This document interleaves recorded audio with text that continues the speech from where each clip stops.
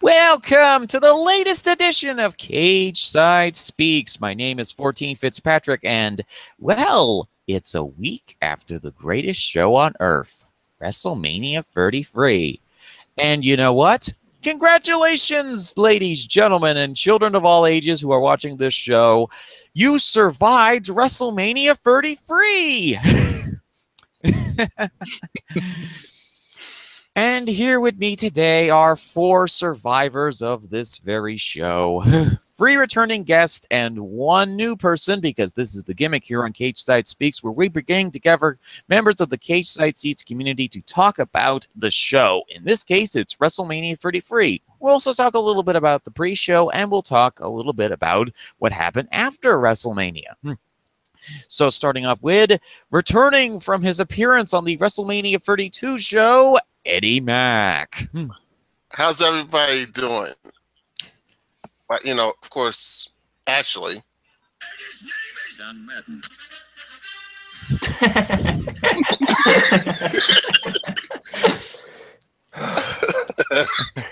A little behind the scenes before we continue. Before we started this podcast, when I came right on, I was singing the Lionel Richie "Hello," and I was expecting the rest of the guys to like pick it up for me, but nobody knew the lyrics. The real talk, I'm 22. Come on now, man. That's my excuse.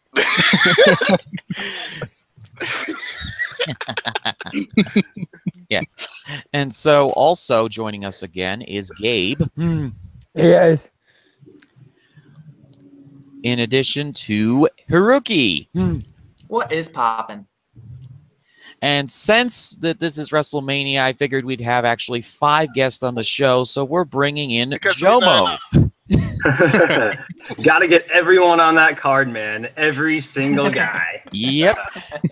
And debuting on this edition of the show is Gregory, hailing all the way from Poland. Yep. Hello. So give me 5, I guess. Yep. Rookie, give him 5. You're the only other person here with a camera.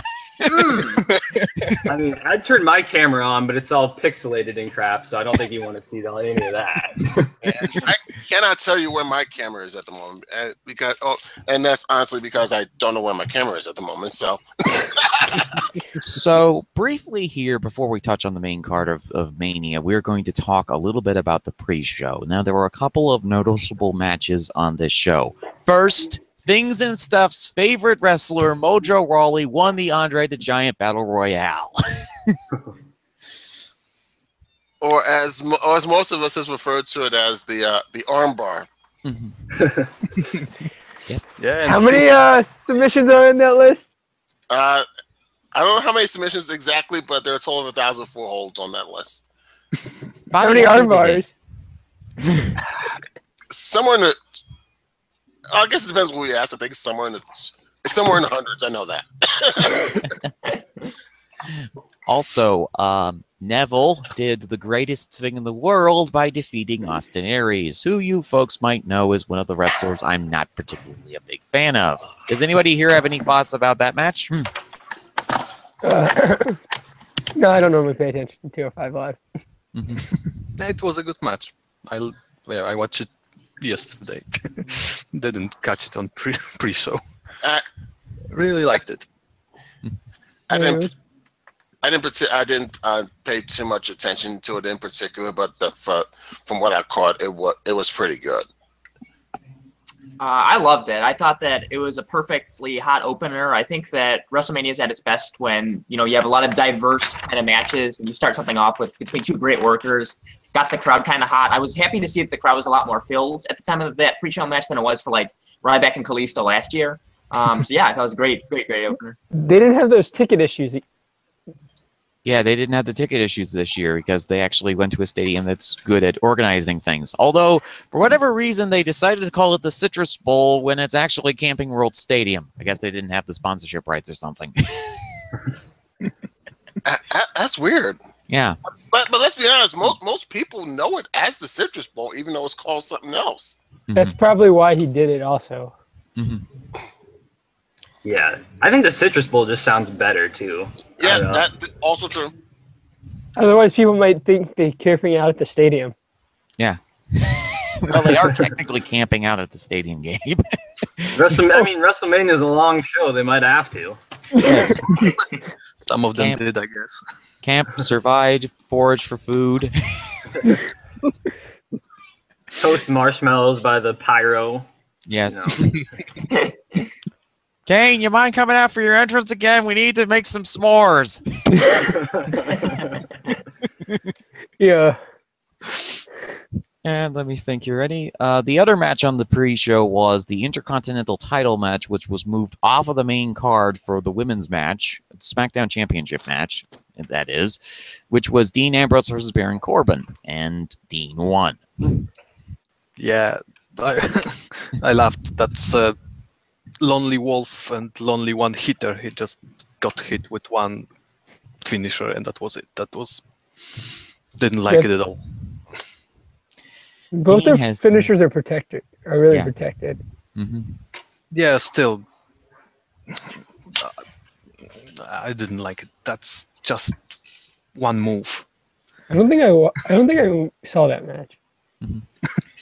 Well, for what Gregory's describing here, it wasn't much of a note. I also did not see that Ambrose Corbin match. So. Basically, Corbin. Yeah, go ahead.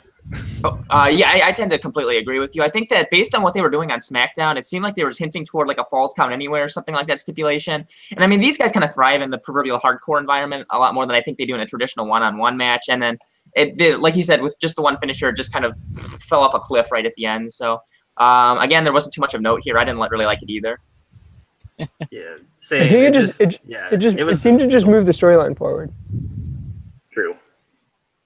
Yeah, but that's my issue with this WrestleMania. It isn't supposed to be end of all the stories, and they kind of stopped that at some point.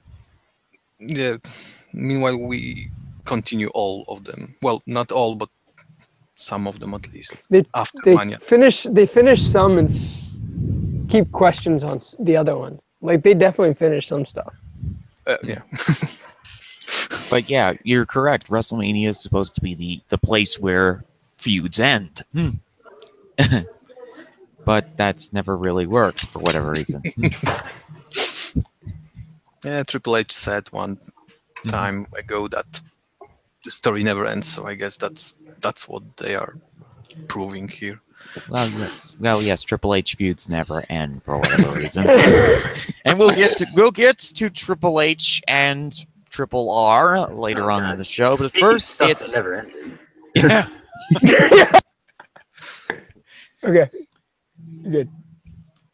First, any other matches on the pre-show that we need to talk about here, or the Battle Royal? Huh? The Battle Royal? Oh, Battle Royal. Well, Mojo Rawley won. Things is happy. We had the Braun and Big Show stare down. Yeah. Titus tossed Harper. That was pretty weird. Mm-hmm. It made sense what they were doing in the end once we saw Grunt come in. Yeah. And the greatest security guard ever. That's a commitment to a job. Yeah. For the context, I don't think she was aware what was going on either. No, well, she was not. Well, she sees this big dude is trying to get past securities, and naturally she stops him. Yep. It was kind of right. Gronkowski. It was still real to her, damn it. At that Yeah. Oh man. But seriously, people, and I know none of you are thinking it, but just in case some of you are, don't be like Gronk. It will not end well for you. I mean, people will actually tackle you and haul you off and throw you. Yeah. Don't jump the rail, guys. Yeah. Yeah. Do not. Yeah. We've already had enough incidents over the last year and a half, 2 years that showcases that doesn't work. Oh God, no. They should just, if you jump the rail and don't get your ass kicked by a wrestler too, then you should be happy. I think, didn't Eddie Guerrero, was it, that did that to someone? Came in the ring and he just unloaded on him. Yeah. I think Owens did on Indies. What was the thing with Triple H and Austin, like at a house show one time? Yeah, I think there were more than one incident like this. Yeah. Oh God. Yeah. The moral of the story here is don't. There's a barricade there for a reason, and the reason isn't for people to jump over. You stay behind there. You don't throw punches while behind there. You don't throw items while behind there. You stay behind there. And I was sure that those barricades are only for Cesaro to hit it with Miz. Yeah. It's not for that. Okay. That works too. Also that. Yeah, we don't see that too often, unfortunately. Yeah, but don't jump the rail, kids. Yeah. You not. So WrestleMania began proper with them basically counting down the hours until the sun set by starting us with the phenomenal hobo AJ Styles versus the incredibly rich crash test dummy Shane McMahon. I thought it was just a long L'Oreal commercial. Yes, the wind was a factor this entire show. Poor Maurice. Yeah. Poor Maurice. We'll get to Maurice later on when we do the mixed tag. But first, Greg, what is your thoughts on Styles versus Shane? It was surprisingly good. Maybe apart from Shane's fury of blows. He just seems not to be able to hit properly. I don't know what he's doing, but that didn't work for me. But all the rest, it was quite good. Coolness. Matt, what are your thoughts on this match? This was my favorite match of the night, I think. I went through, at first I was like, oh God, they're going to make Styles lose this. Just, my mind was still on WrestleMania 32.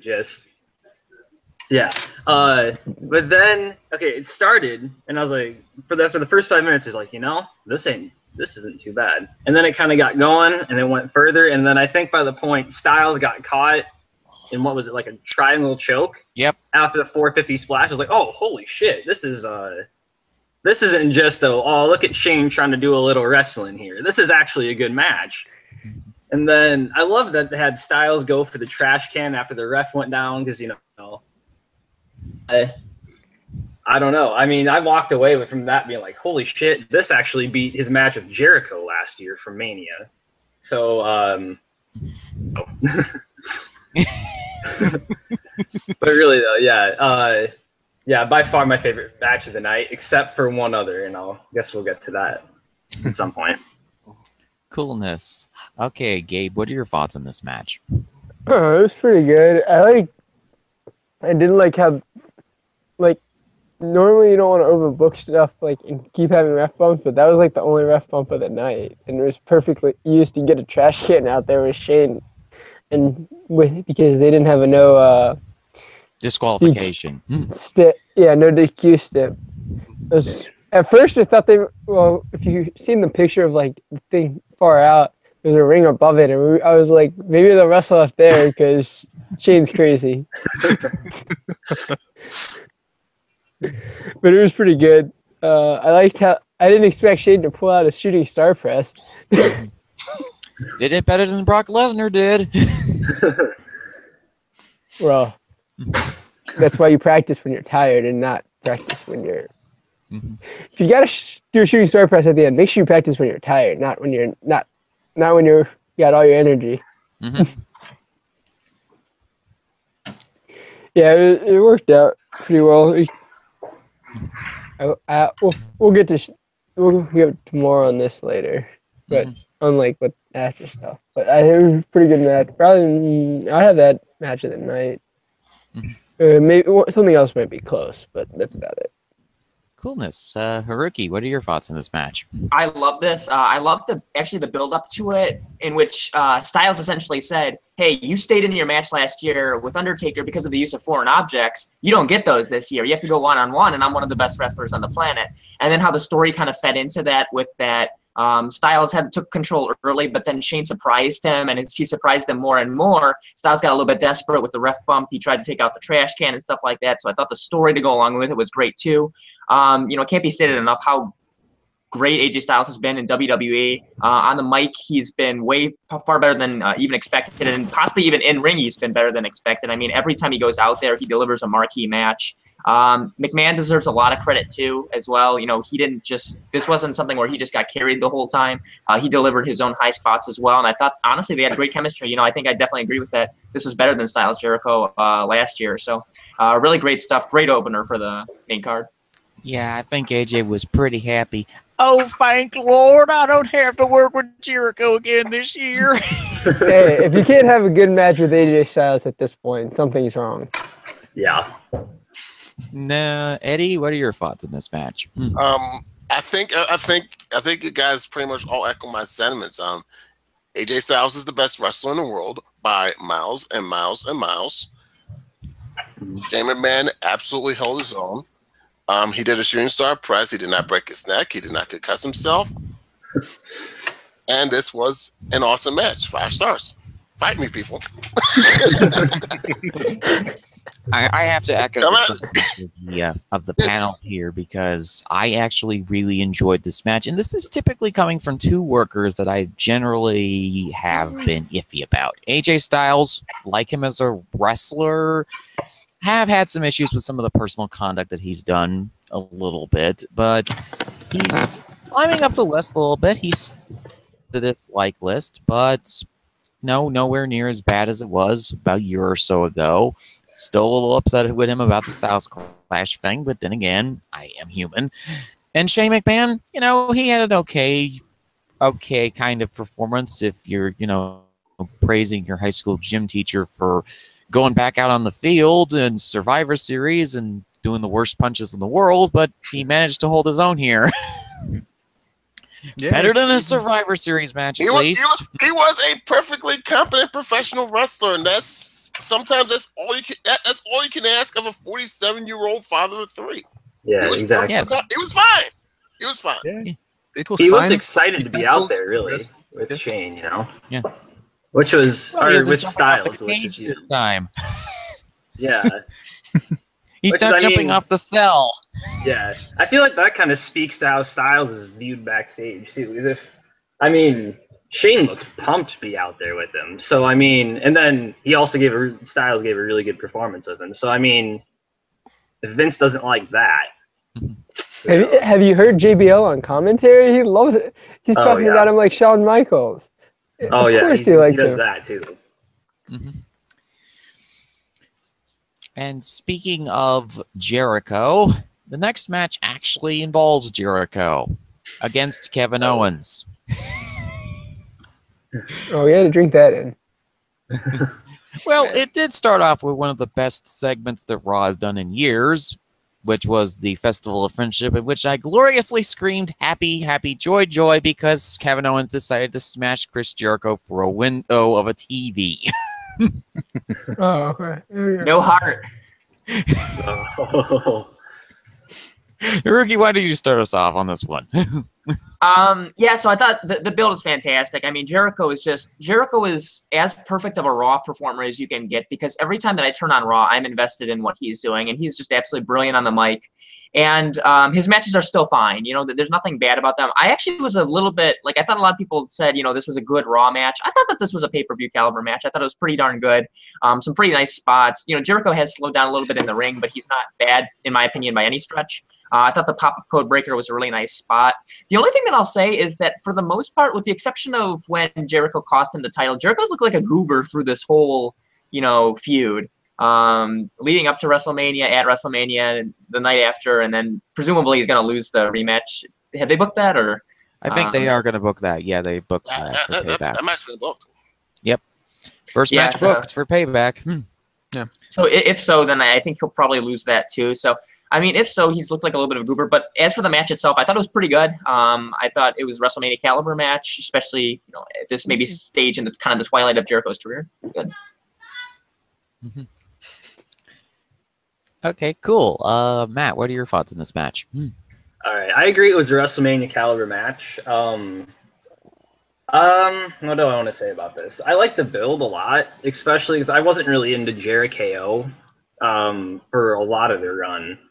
But like right as soon as the Festival of Friendship hit, okay, I was in on that. I thought the match kind of lost me a little in the middle. Like I'm not even sure what happened. It just like lost me. But I like the ending. I like the finger on the ropes. I didn't get what that was at first until somebody pointed out later. I was like, oh, that's good. I like that. And then I like that the apron powerbomb finished the match.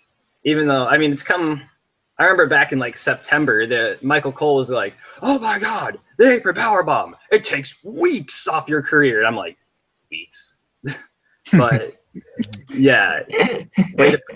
Yeah, now hopefully that's back to being like the insta-death move. Because I always like, those moves are always cool to have. So, I mean, not spectacular of a match, but it was fine. Definitely worthy of a spot on the card, so. Coolness. Gabe, what are your thoughts on this match? I like the build and the ending. I really like Owens using the finger to pull it off, because that was pretty creative. And what else happened? Oh yeah, the apron powerbomb too. Mm-hmm. That was I liked how they used both of those in the match. The middle is alright. Jericho's not the best in the ring anymore. Sure, but at least he was trying to get somebody over though. So. Yeah, and he did do that. He got Kevin Owens over. He's now the United States champion. So maybe he'll rename it the Canadian Championship.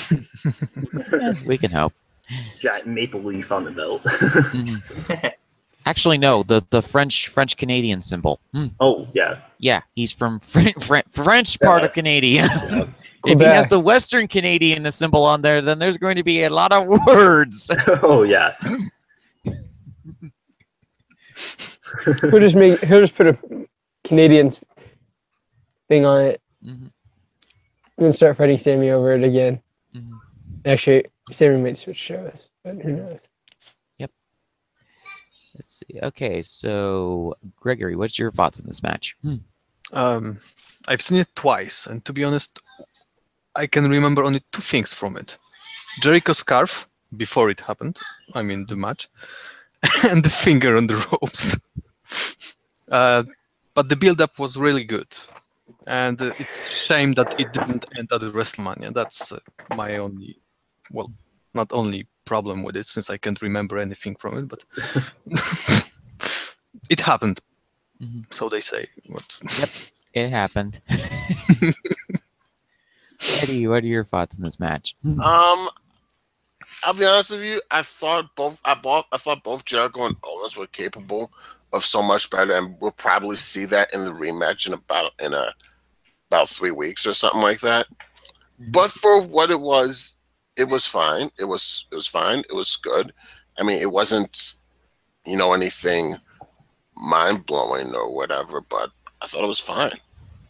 I love the little Easter egg with the whole finger on the rope thing, and oh my God, the build was so good from starting at the Festival of Friendship, which I call the Valhalla of which turned to what I call the Valhalla of Violence, because yeah, wow. But it was fine, but I'm interested to see what they do in the rematch, which will probably be the send-off for Jericho for the foreseeable future. So they'll probably turn up in about a month, I think. Yeah. This match actually got me interested in this particular feud because, like, I had not really been interested in Owens for the last couple months. I've voiced that before about, that he basically was like the sixth man in every segment, even though he was the Universal Champion. And Jericho has not really ever impressed me. And the pattern continued. He did a serviceable match. The funniest part about this match is I got into a Twitter conversation with some people who were talking about the light up scarf, and I was like, you can get Christmas tree lights and non-flammable fabric and can make a scarf that is considerably less expensive, get all the stuff at a thrift shop.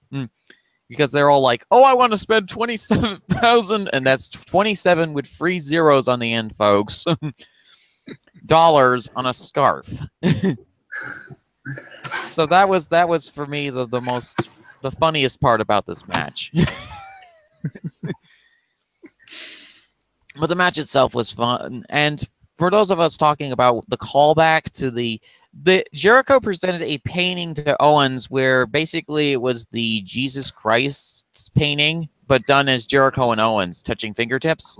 Owens touched fingertips of the ring rope, so Yeah. that was what was referenced to. By the way, also shout out to the big inflatable list of Jericho. Pump it up, man. Yes, that list of Jericho. I don't like the list. Well, I guess you just made the list. I'm already on the list. I've complained enough times about Jericho that I probably am on the list at least 56 different times.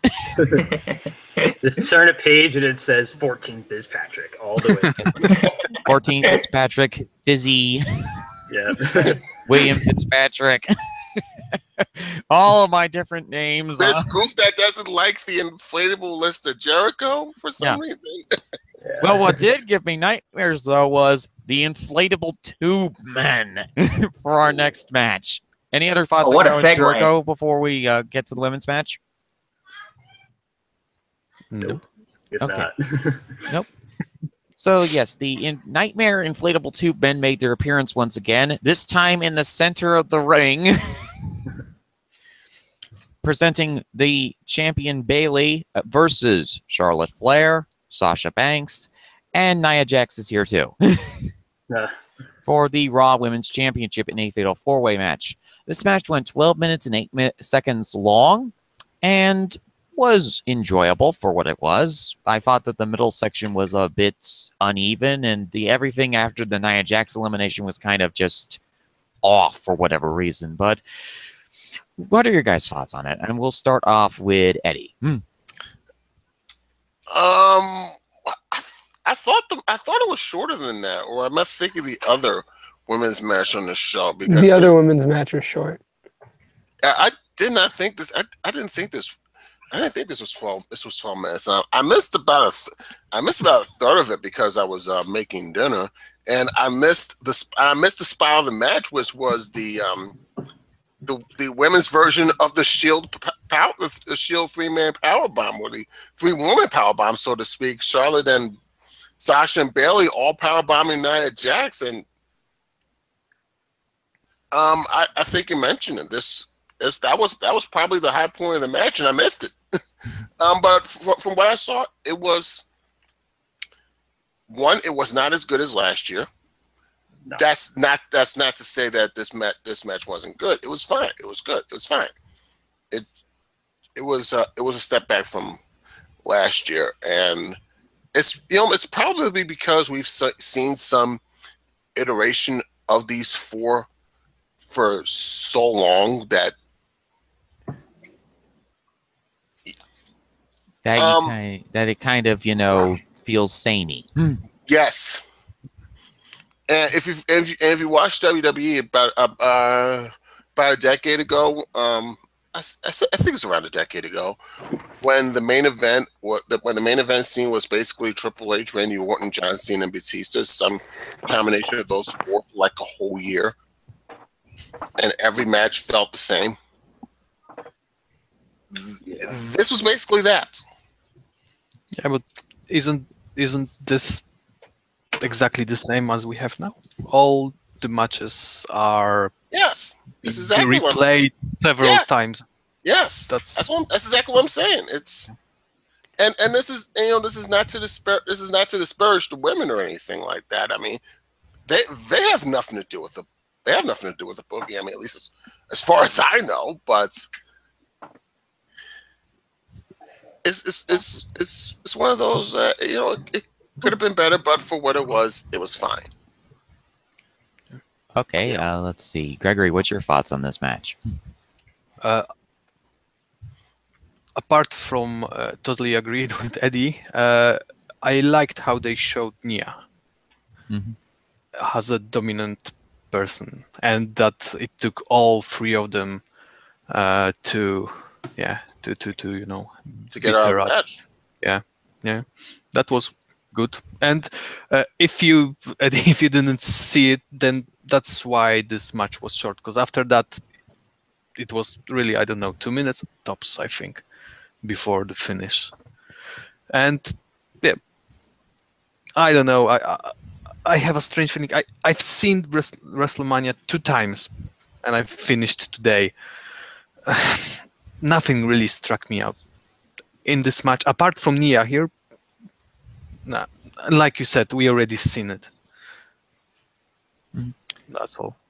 Yeah, Nia was added into this match to make it a little bit different than the standard Bayley, Sasha, Charlotte triple threat fatal 4-way match that we've seen hundreds of times before already. So, Gabe, what are your thoughts on this match? This is. I was like not paying attention for most of it, but I thought it was solid. They got Nia out first, which made sense. 3 people taking Nia out. I was confused why Sasha went out second, but I guess she can't beat Charlotte on pay-per-view, and then Bayley can. Well, the finish was a little weird, but I think Charlotte went. I think Charlotte went into exposed turnbuckle and then took the elbow. yeah, Charlotte took the exposed turnbuckle. I don't know how long Bayley's gonna be able to use that elbow for. Probably she'll be able to use it for a while. You know. Well, you know why I said that. You should know why I said that. I know, but that's because Randy Savage injured himself with his shoulder by doing that Macho Man elbow drop so many times. Nope. That's not why I was saying that. You might have somebody coming in that uses that as their finisher. Oh, okay, that's right. Hojo's coming in. Yeah. Yeah, Kari Hojo, one of the stars of Stardom, is potentially going to be coming to WWE or has already signed. Yeah, I thought she's coming. I think it's the other one. We're not completely sure on it. But I think we're confident. So, enjoyable match. Otherwise, cool. So, Haruki, what are your thoughts on this match? Yeah, so I think that this really suffered from the syndrome of just being on a mega card. So they didn't get the time that they needed, I think. I think every women's elimination, if you just maybe added on a couple more minutes to it, would have been great. I thought that the spot with the drop kick into the double German or the double suplex on Nia, I thought that was really cool. I thought basically everything up until Nia's elimination was good, and then the stuff kind of fell flat. I thought that, after the epic encounters that the 3 out of the 4 horsewomen had, to just have Sasha go down to an exposed turnbuckle, to have Charlotte just go down after an elbow drop. You didn't actually I'm not even sure that Bayley to belly, which has kind of become, synonymous with her over the entire match. So I felt like all of that just kind of fell flat, especially considering the lofty standards that we hold those women up to right now, which is it's a testament to what they've done so far. Yeah, but I think just the problem was that they were on this card with shows was just absolutely massive. The SmackDown women didn't even get 6 minutes. So the fact that they were able to, or the fact that they weren't able to get more time, I think is what ultimately hurt this a little bit. But very good match. Coolness. Okay, Matt, what are your thoughts on this match? All right, I kind of echo what the others said here, that I thought the best part of the match was with when Nia was in there, and then after that, it just, I don't even know, man. It just kind of, I don't want to say it fell apart, because I don't feel like that's what happened. It just kind of was like, after that, I guess. I really agree with what Eddie was saying, though. We've seen Charlotte, Sasha, Nia, and Bayley. We've seen them fight in so many different combinations now, so many times. It it's hard to get any investment in it when you know, okay, we're getting this again, and we're probably going to keep seeing this after. So I don't know. There needs to be more depth in this division. Yeah, that women's tournament should really help with it too. I think where hopefully we can get like a Jenny or Toni Storm or Candice LeRae or just we need new people. We've seen the same faces in this division just for so long, and it seems weird to say that when no one in that match was even on the main roster for more than 2 years. But yeah, I don't know. Yeah, I mean, some of my lack of interest just might be because I'm not really that into Charlotte. I'm not really into Bayley or Nia either. I kind of like Sasha a little bit. Oh, that's probably understating it a little. I like her, but like, I don't know. There's just not much going on with Raw right now in regards to the women. Hopefully, now that Emma's back, we can, I don't know, just branch off into some new feuds and just do something different because the same 4 people at the top is just, it's exhausting. Well, we'll see what Emma is able to do, and you know, I know a lot of people are really looking forward to what Emma is going to be doing in this division. I'm kind of neutral on it because I'm not really sold on Emma's charisma. Then again, I'm not really sold on most of the Australian wrestlers at this point. They just are not connecting well on TV for some reason. But speaking of people who are connecting on TV, we have our next match, which was one of the few tag matches on this card. I think it was the only one. And so what happened is that this was supposed to be a fatal three-way match between Luke Gallows, Carl Anderson, Cesaro, Sheamus, and Roadkill Hare and his incredibly tall friend. But then the New Day comes out and they go, who is gonna face them for the titles as well? Well, a 4th team appears, and it's Dr. Frankenfurter and his sidekick Igor, otherwise known as the Hardy Boys, who make their grand return to WWE after several years away in TNA. Where Matt Hardy has developed Frankenstein hair and Jeff kind of looks the same. So let's start this off. Haruki, what are your thoughts on this match? All right, so this was really special for me because, you know, when I was first watching wrestling as like a 4 or 5-year-old kid, not really knowing what was going on, seeing the Hardy Boys, you know, just flying around the ring and jumping off the ropes was one of my first memories of something that was really, really cool. That and Biker Taker, but we won't get into that. Later on, when I was watching it as like in middle school or 7th and 8th grade with my friends, again, not really knowing what was going on, Jeff Hardy was a big deal at the time. This was the time when he was on his ascent and he became WWE champion. And that was really cool. You talk about the time when guys like Triple H, Randy Orton, Batista, John Cena were all dominating the title scene, and all of a sudden Jeff Hardy gets a bunch of momentum behind him and he becomes WWE champion. That was super cool to me. And then the fate of Hardys go through some hard times and whatnot. And then they had this bizarre revitalization of their career where they just are acting as strangely as possible on TNA, and they're doing these cool, kooky, out there things. And they became one of the hottest acts in wrestling. And now to see them come back after all those years at the grandest stage of them all, it was really special. Not only that, but they can still go. So I think that to have them as the heads of what was, quite frankly, a really flat tag team division, and I hate saying that because I like the teams that are in there, was really, really cool, really, really special, and I'm looking forward to seeing where it goes from here. Coolness. Matt, what are your thoughts on this match? Oh, man. That pop for the Hardys, though. Oh, that was something else. I was really happy to see them back. I haven't really been into any of the 3 tag teams in there that were in the match as of late. Which, I mean, that kind of bums me out because I want to like Cesaro and Sheamus because they're both really good wrestlers, and I did like Enzo and Cass when they were in NXT, and since then they just kind of fallen off for me. Who was? Oh, jeez, Gallows and Anderson. I forgot who they were for a second. They've just been kind of there ever since they've debuted outside of a thing with AJ Styles. I kind of, before talking about the Hardys, I just kind of want to mention how all this came together. Gallows and Anderson, if you guys would have been able to get out of your own way, you might still be the champions. Okay, so like 2 weeks before this build, remember how they were, Enzo and Cass and Cesaro and Sheamus, they were whatever. They had a match for the #1 contendership at Mania. They were like, how do we make sure we fight nobody? I got it. Let's attack both people, because that always works in professional wrestling. The GM's always like, crap, no winner. You don't get a match. So obviously it became a triple threat. And that was the same day Foley was firing somebody too. So good going there, guys. Then they had a chance to get rid of somebody, and they were like, I know exactly what we should do now. We should attack our own tag partners. That'll work. So it didn't work.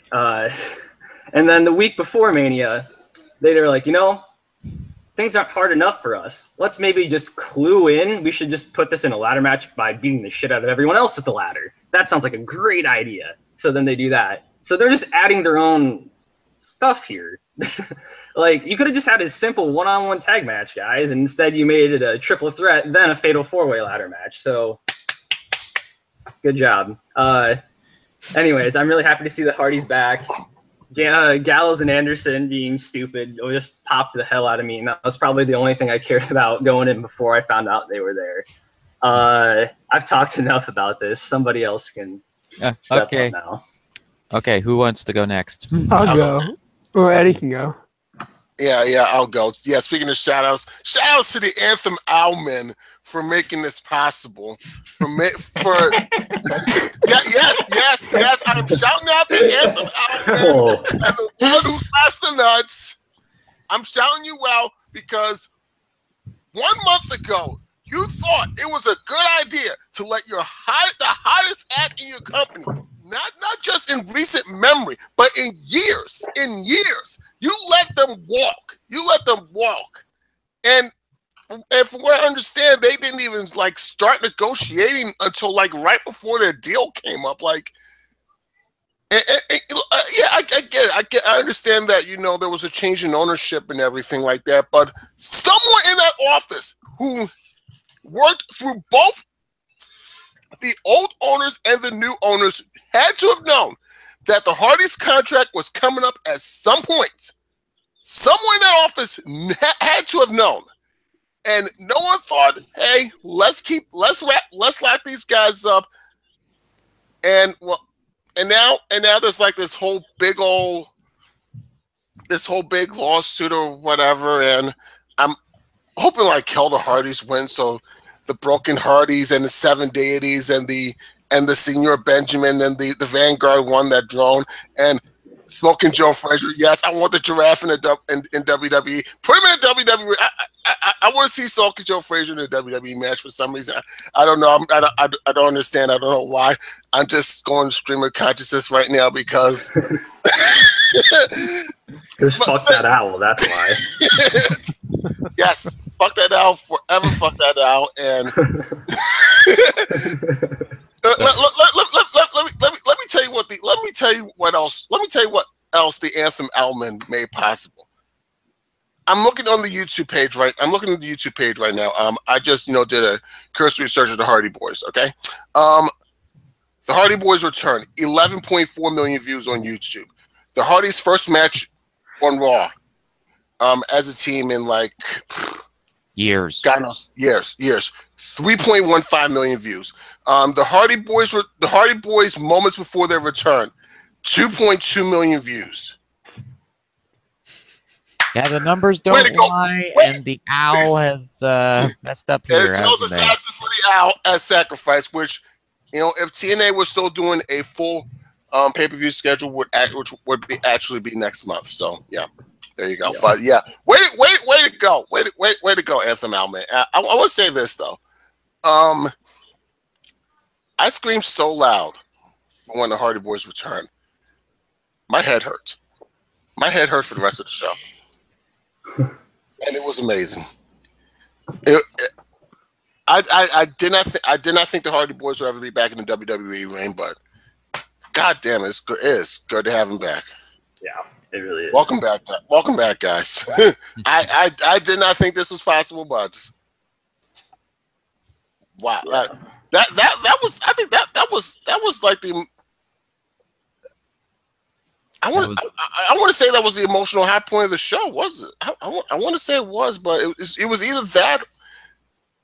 it was either that or the other thing we'll talk about in a moment until the end. But yeah, Yeah. yeah. Way to go! Way to go, Alman. Just shout out to your business model. I mean, yeah. So, anything else? The GOAT business model. Yeah. Over there. Yeah. So, and meanwhile, TNA still doing what? 300,000 viewers, something like that. Breaking guitars draw a lot of dimes. sure, but Jared's not on the show yet. Sarcasm. Ooh. Yeah, I know, but he's not on the show yet. Yeah, the only thing that moved the needle last year for TNA was those final deletion. Was the Hardys. Yeah. Well, And they let them walk. Says it was there. So Yeah, how about that? The Hardys. One of them age 40, one of them damn near 40. Yeah. Jeff doing the swanton off the top of the ladder. I'm like, He did. Yep. Only one of the ladders broke too. Good job, ladders. Yeah. Sheamus just got a very, very strong kick in the gut. Right onto a ladder. Yep. yeah. Any other thoughts on this match, Gabe? No. Great return. I liked how they had the ending with Jeff do the swanton bomb and Matt did whatever I can't remember the name of his finisher right now. And then he got Twist of Fate. did the twist of fates in the ring, then climbed the ladder. Like the timing of it was synced up pretty well. After they had a tailgate like the entire day. The more Mania stuff. I do wonder though who would have won that match had the Hardys not come back. That's a good question. Sheamus and Cesaro. What was that? Weren't the betting odds like even on that match going in, Eddie? I think. I wish I had an answer for you, but I don't.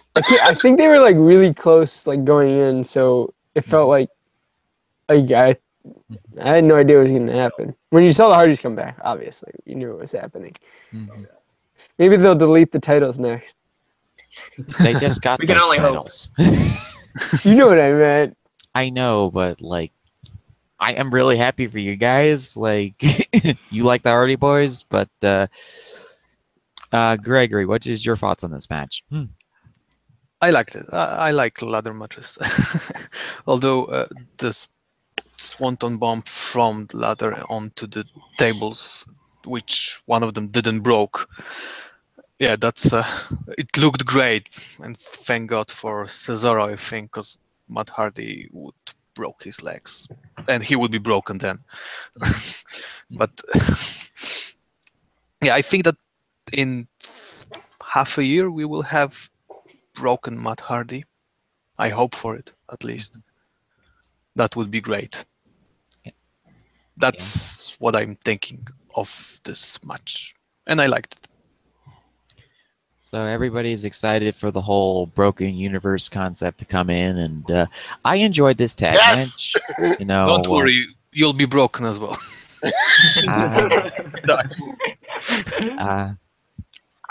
Here's the thing about the Hardys for me. I've never really been the biggest Hardy Boy fans, and while I enjoy the broken universe as a concept, and I love wacky gimmicks. Anybody who knows me knows I like wacky, silly gimmicks. But for whatever reason, it's just not clicking with me and the Hardys. If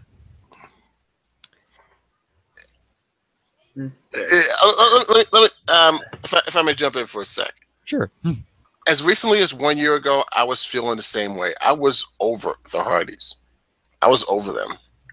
I wasn't on board with the whole broken Mac gimmick at first, but it's one of those gimmicks where it beats you over the head, and you know, eventually you watch a little more, you kind of sort of come around on it. And eventually you're all in. That's what happened to me. And I'm gonna guess that's probably what's gonna happen with you too. I mean, it might take a while, but I've watched the entirety of the Broken Universe the past year. I've enjoyed certain segments about the Broken Universe. I've enjoyed Senior Benjamin. I've enjoyed Rebby Hardy. Who doesn't enjoy Senior Benjamin? Yeah. And the guy knows how to make a proper death match. Yeah. But the thing that made me enjoy the Hardy segments so much is when they got involved with Decay. And I think deleting Decay is actually better than the final deletion to a certain extent, because just how good the Decay are being horror movie monsters. But I'll see, I'll see if the Broken Universe clicks here in the world of WWE. But this is the one gimmick that's maybe a little hesitant. But you guys like it, so great for you. You deserve some kind of happiness. And speaking of happiness, Nikki Bella is the happiest person in the world right now. Aw. Yep, because our next match, which really was just a showcase of John Cena and Nikki Bella teaming up on The Miz and Maurice and destroying them, and then the proposal happened. And that was awesome. So, Eddie, what are your thoughts on this segment? God, I am so glad the Miz and Maurice got their ass kicked at WrestleMania. Because fuck the Miz, fuck Maurice. Figuratively, of course. Mike Mizanin still owes me $60 for WrestleMania 27. He didn't make up for it at all. I don't know if he's listening to this. I hope he is. He stole me $60 for WrestleMania 27. That's Wait. Absurd. You didn't like the I Quit match? Come on, how could you? Oh. Wait, 27? I don't remember 27 having a not quit match. Nah, it was. Oh, no, that was the one after sorry, earlier. that wasn't. No, sorry, my bad. Yeah. It was the biggest demonstration of wall Cena wins ever. Just go frustration alley on a chair, no problem. We're fine. We just lock in the SDF, little attitude adjustment. We're Gucci. It's over. Yeah, but this was everything I hoped this match would be, and then some, except for people getting dropped on their head. Mm-hmm. Not that I would wish that on anybody. Not even the Miz and Maurice. And no. I'm being serious right now. I wouldn't wish them getting head dropped or anything like that. Of course. Knowingly. Of course, we understand. No, knowingly, of course. Yeah. This served its purpose. It was everything it needed to be, and it was fabulous. Yeah. Yes. Cool. I forgot who it was that said it on Twitter. Stephanie McMahon took more bumps on the show than Maurice did. Mm-hmm. I guess maybe Miz was not firing blanks then. Mm-hmm. Oh yes. There's a possible rumor out there that Maurice might be pregnant. Apparently, pre-mode is contagious. We don't know how true that is. Unless it was like a couple months, that would be the only way they would let her wrestle and take like very little bumps. Mm-hmm. Yeah, but I don't need to see Maurice in the WWE ring again. No. Mm-hmm. It served its purpose. Yeah. Just go away. You can go away now. Thank you. She's a good ballet. Mm-hmm. Yeah, that she is, but She's his muscle. No, Nikki's John Cena's muscle. Sure, but both of them are the muscles of their respective teams. Maurice is ineffective muscle. Except on John Cena, which she basically ripped him apart. And then she got ripped apart. Right. Ineffective. Yes. Ineffective. I think she was effective at the beginning. Yes. I think. Especially when she corralled Cena in the ring and looked like she was about to uppercut his gonads. Oh, yeah. Yeah, this is never John gonna be, wouldn't be having kids anymore if that happened. Oh, He The didn't want heel move. The heel move of the decade right there. She found out about the proposal, so she took Nikki Bella's next most wanted thing off the table. Wow. Yep, wanting kids. No kids. Yeah, this match was, I mean, it was never going to be like a work rate classic or anything. Mixed tags never will be. But I know it served its purpose well. The only thing that kind of bothered me was why were people booing the proposal? Why is that something you boo? I don't. Whatever. Because People John Cena. are dumb. People are dumb. I would assume a bad traumatic experience of trying to do proposals and failing probably prompted some people, or alcohol is involved and they just decided to boo the thing. Also that, but let's just go if people are dumb. Yeah. Like if someone proposed at like, I don't know, where do people place people propose? At like Malls. Yeah, like yeah, sure. Like at a mall with somebody. Events. Would you expect to see somebody like run up and be like, "No, do not say yes, never say yes," and then just take off, or like, I don't know. It's just, I guess that's a wrestling thing. Yeah. I guess they wanted to boo that. Yeah. Any other thoughts? I didn't like the proposal. You did not like the proposal. Okay. No, I didn't feel it genuine or anything like that. Well, it was done solely because of WrestleMania. At least that's how I felt, and that's why I didn't really like it. Not to the extent to boo it. It's just a show, but still. But I did like the build for the match, and I really liked Miss and Maryse and all those Bella, whatever, the videos they created, and all the stuff they did with Cena and Nikki before the match. Yeah, that clicked with me. I agree with you that, but the thing is with me, the reason I thought it was genuine was because John Cena is not a good actor. Neither is Nikki Bella. Okay, acting skills is not their forte. I felt that this was a legitimate moment because just of how awkward John was, you know, and the fact that he had that ring in his pocket the entire match. Yeah, that's what I was wondering about. Is like, are you taking bumps of that thing? And yeah. What if he just pulled it out of his pocket and like the box was destroyed and the ring, like the diamond fell off? It's like, here you go. He might have. Nikki would have Bella hammered his face off. He might have given it to Roker and then took it back real quick, like when he was outside the ring before the. Yeah, that might be what happened. Or the ref had it and he got it off camera. Yeah. No, I think he might have had it in his pocket the entire time. Well, it helps he has George, so there's a pocket and then there's a cargo one where you can flap down where it's not going to fall out. I mean, he's probably tells Miz don't take bumps on it. Yeah. Who knows how. Well, Cena hardly took any bumps in this match. You know, the most tenuous thing that he had to do the entire match was not blow his hip out running down the ramp. Yeah, that 80-yard run. He literally ran down a football field. At least it's down. Yeah. At least it's downhill. Well, going back up's not as fun, but yeah. You get to soak up the crowd then. So, Rookie, what are your thoughts on this match? Well, Miz is my Cleveland homeboy, so of course I love him. He was absolutely brilliant in the whole build to this. I think that generally people were saying, you know, once Miz started to get involved, once these skits came around, they said, I'm invested in this. I can't wait to see it. Makes me a little sad that essentially Miz did all and Maryse did all this stuff to kind of build the match up, and then the whole match was predicated around them just getting beaten down, essentially.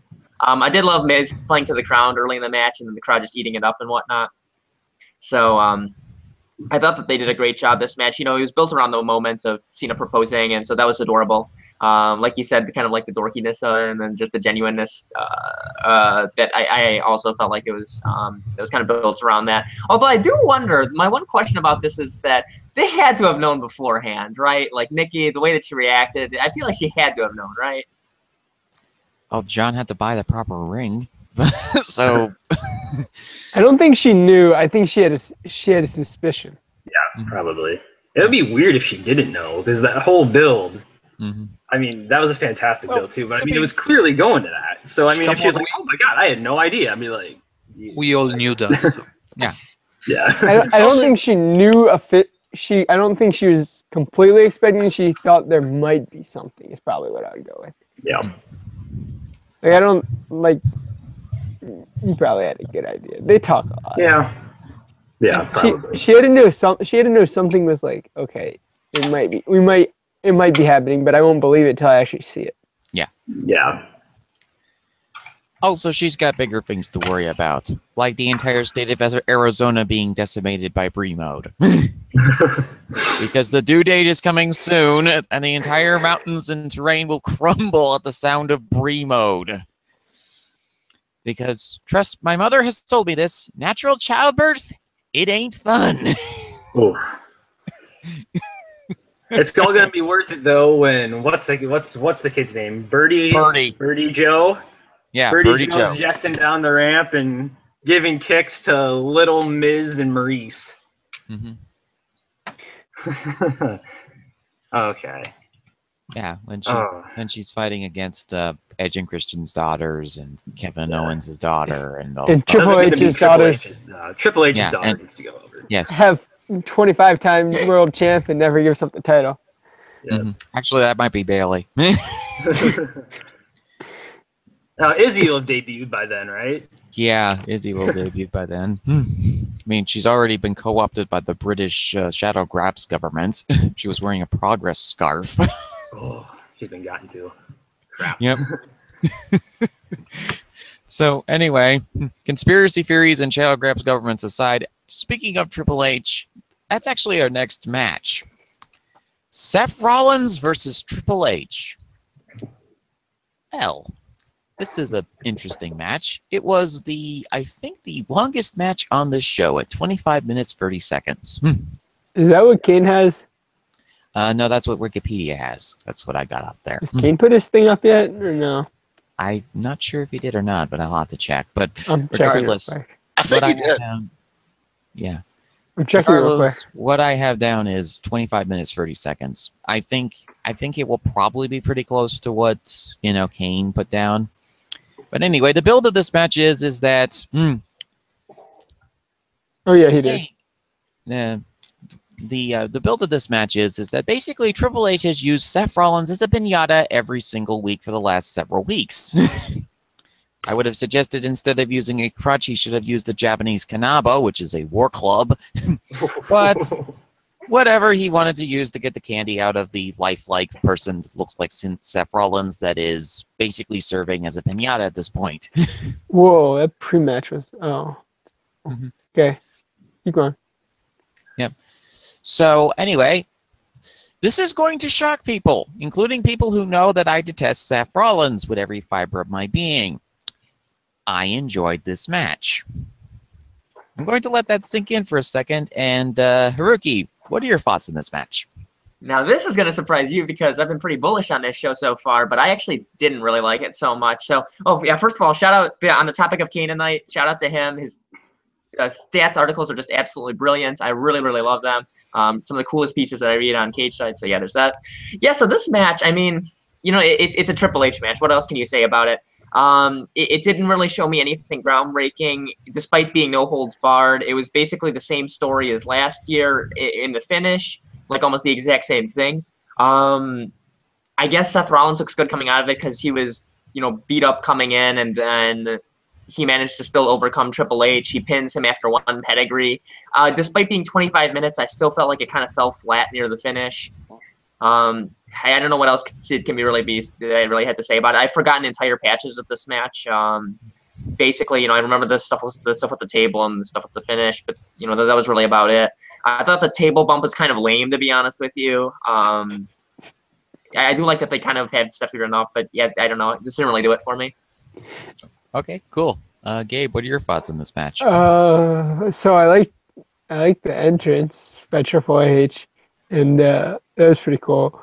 But that was more exciting than the match. And then I do like how they wrote Steph off. Mm-hmm. Triple H costing it by her by knocking his wife out. Mm-hmm. Accidentally onto a table. Through a table, yeah, that worked. Yeah, that was pretty good. I like that. But the match was like, oh, it happened. Like, I'll say this: Triple H is really good at like booking matches and working with agents to maximize people's strength in matches, and then he can't do it himself. Well, like of course. in his own match. Like, okay, like shorten this by like 10 minutes and have Steph involved earlier, and probably a lot better. Okay, cool. Matter, what are your thoughts on this match? Oh, okay. So I thought the ring work in this was good. I liked, I like Triple H going after the knee, and Rollins actually bothered to. Sometimes he has some issues with selling, but he sold it pretty good until I think close to the end. Just for me, it felt long, really. I mean, obviously it was 25 minutes, but I don't know. I'm starting to get really over the Triple H slow, methodical. This match will be the longest in every card ever. Yeah, just you don't have to work that slow, Trips. You don't have to go full Will Ospreay and make it an action movie sprint. But come on, man. Yeah, that's all I really have to say on it, I guess. Mm-hmm. Yeah. You almost went AH there with the voice of Triple H. Gregory, what are your thoughts on this match?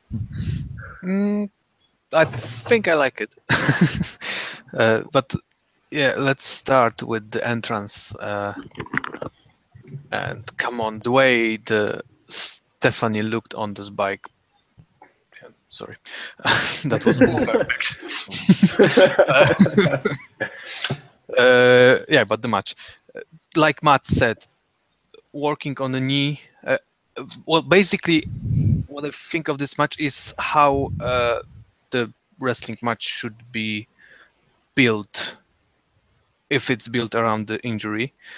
It had lots of selling from both of them. That's something that, well, at least for me, that's quite important, and that's what's selling me on the match. And first set with the knee injury, with repeating the spot that he did actually injured his knee before, that was quite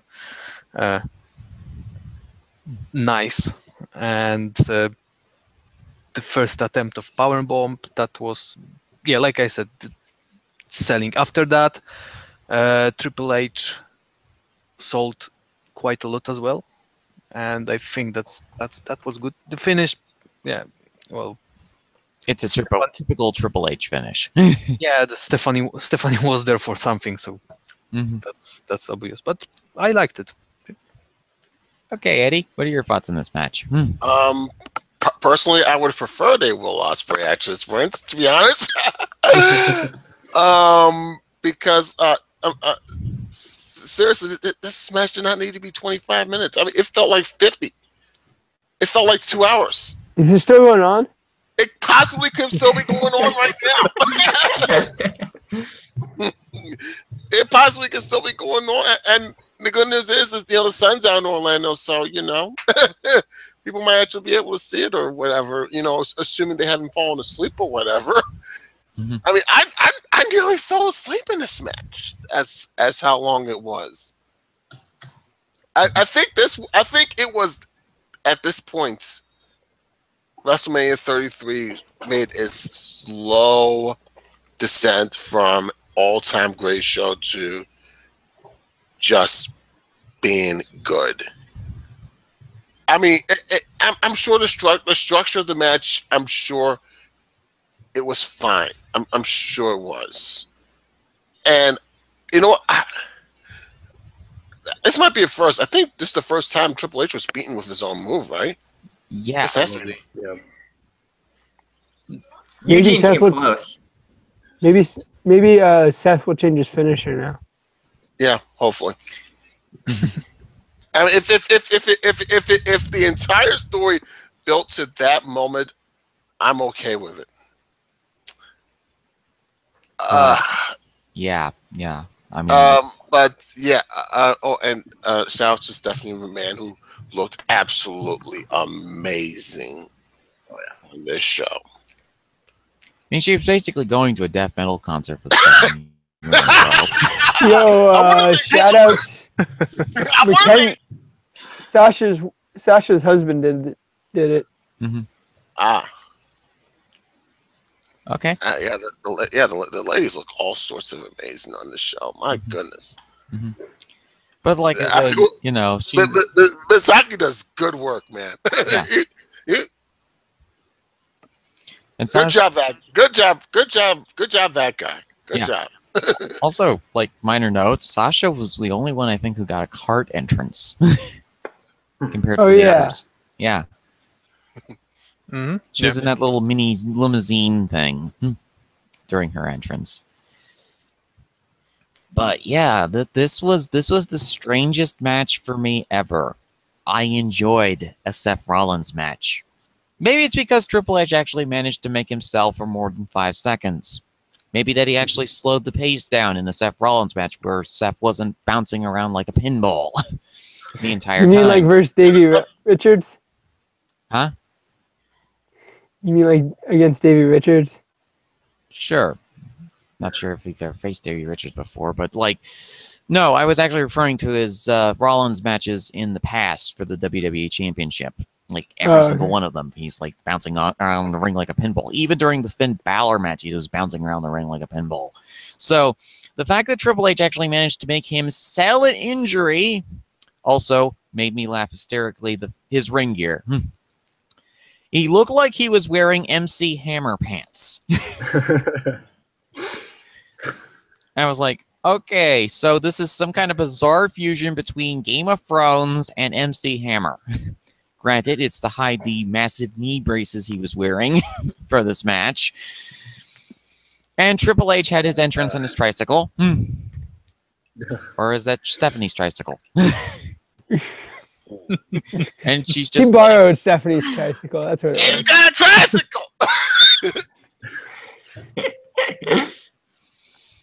Yeah, but like this match was enjoyable. For me at least, because it was a long match after a series of short matches, and I know a lot of people are going to complain about the match length on this particular match, but I thought, okay, it's a good break from the short matches. Now we get a long match where if you need a nap during a 7-hour show, this is the match.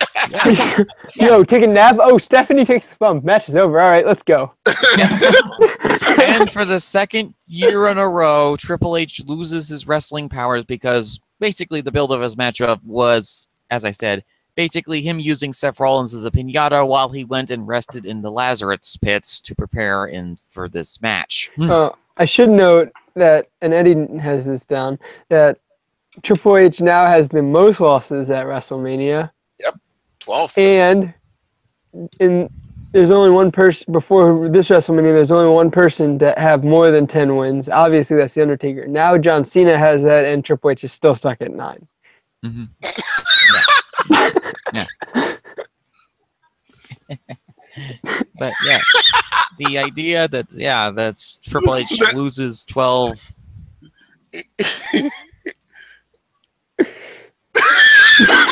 And he is laughing uncontrollably because I didn't quite hear what Gabe said there.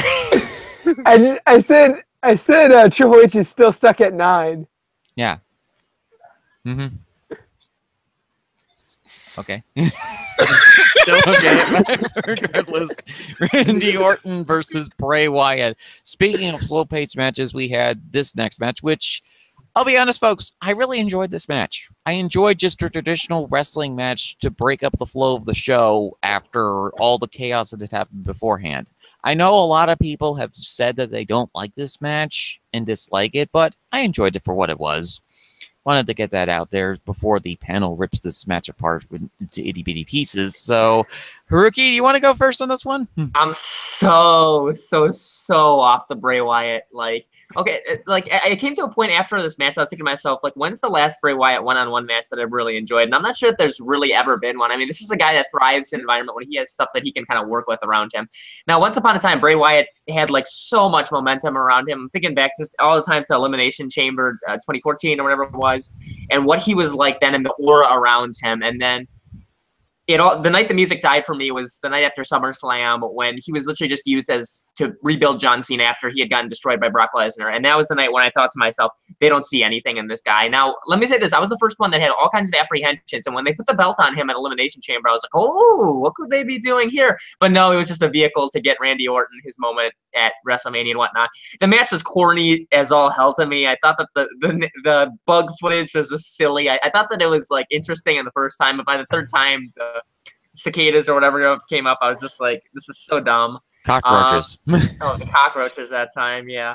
And then the match in of itself, I thought was, it was just pretty standard fare. It was a 10-minute match. Andrew Swift made a good point on his recap. I think most of you on SmackDown that the WWE title has, interestingly enough, become like a mid-card title on the match, and that's what it was on this card. It was just another mid-card match. Match was nothing to write home about aside from the bugs, which people just made fun of on the internet.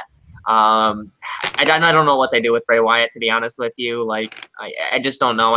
I'm completely done with him. I know that there's a lot of people that really think he's really cool and whatnot. He's a good promo. He's a good enough worker. But to me, just nothing is memorable with him. Whenever he comes on, I just kind of like put my hands on my fingers and like, come on, man. So if this is what he got after a really good build, which I thought it was with the whole Sister Abigail thing and whatnot, then I don't know what they do with him after that. Now they're pairing him with Rowan, and I don't know where they go. Oh my goodness. Start off with a volley there. So Gregory, what's your thoughts on this match? I liked it, except for the finish. I was hoping for Bray to retain, but whatever. Sorry, just I have to make fun of Giant Tadpole when Randy was going to the ring. Sorry, but I know it's supposed to be viper or a snake of any kind. It just looked like a tadpole. Mm-hmm. I just want to put it out there. Mm-hmm. It was a tadpole, that's all. But on the same note, well, on a different note, I did like the maggots and worms.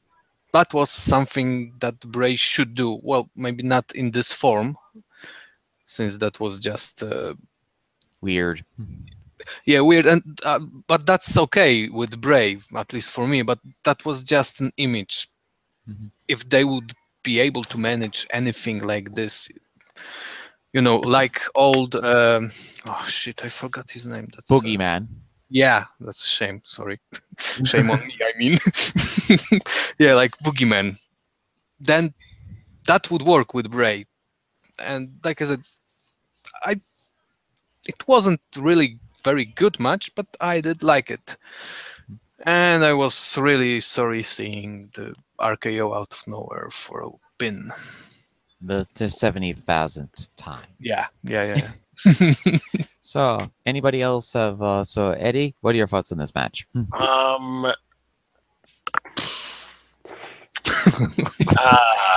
That sums it up. I loved the whole maggots and worm. It for all of its weirdness. This is probably one of those matches where you'll probably have two different opinions on it. One when you're sober, and one when you're not. Whatever your idea of not sober is high or drunk, or both, you probably have a different opinion on it than when you're sober. Mm-hmm. Yeah, I watch the sober guys, and I'm always sober, and I enjoyed this match. So, what does that say about me? Same here.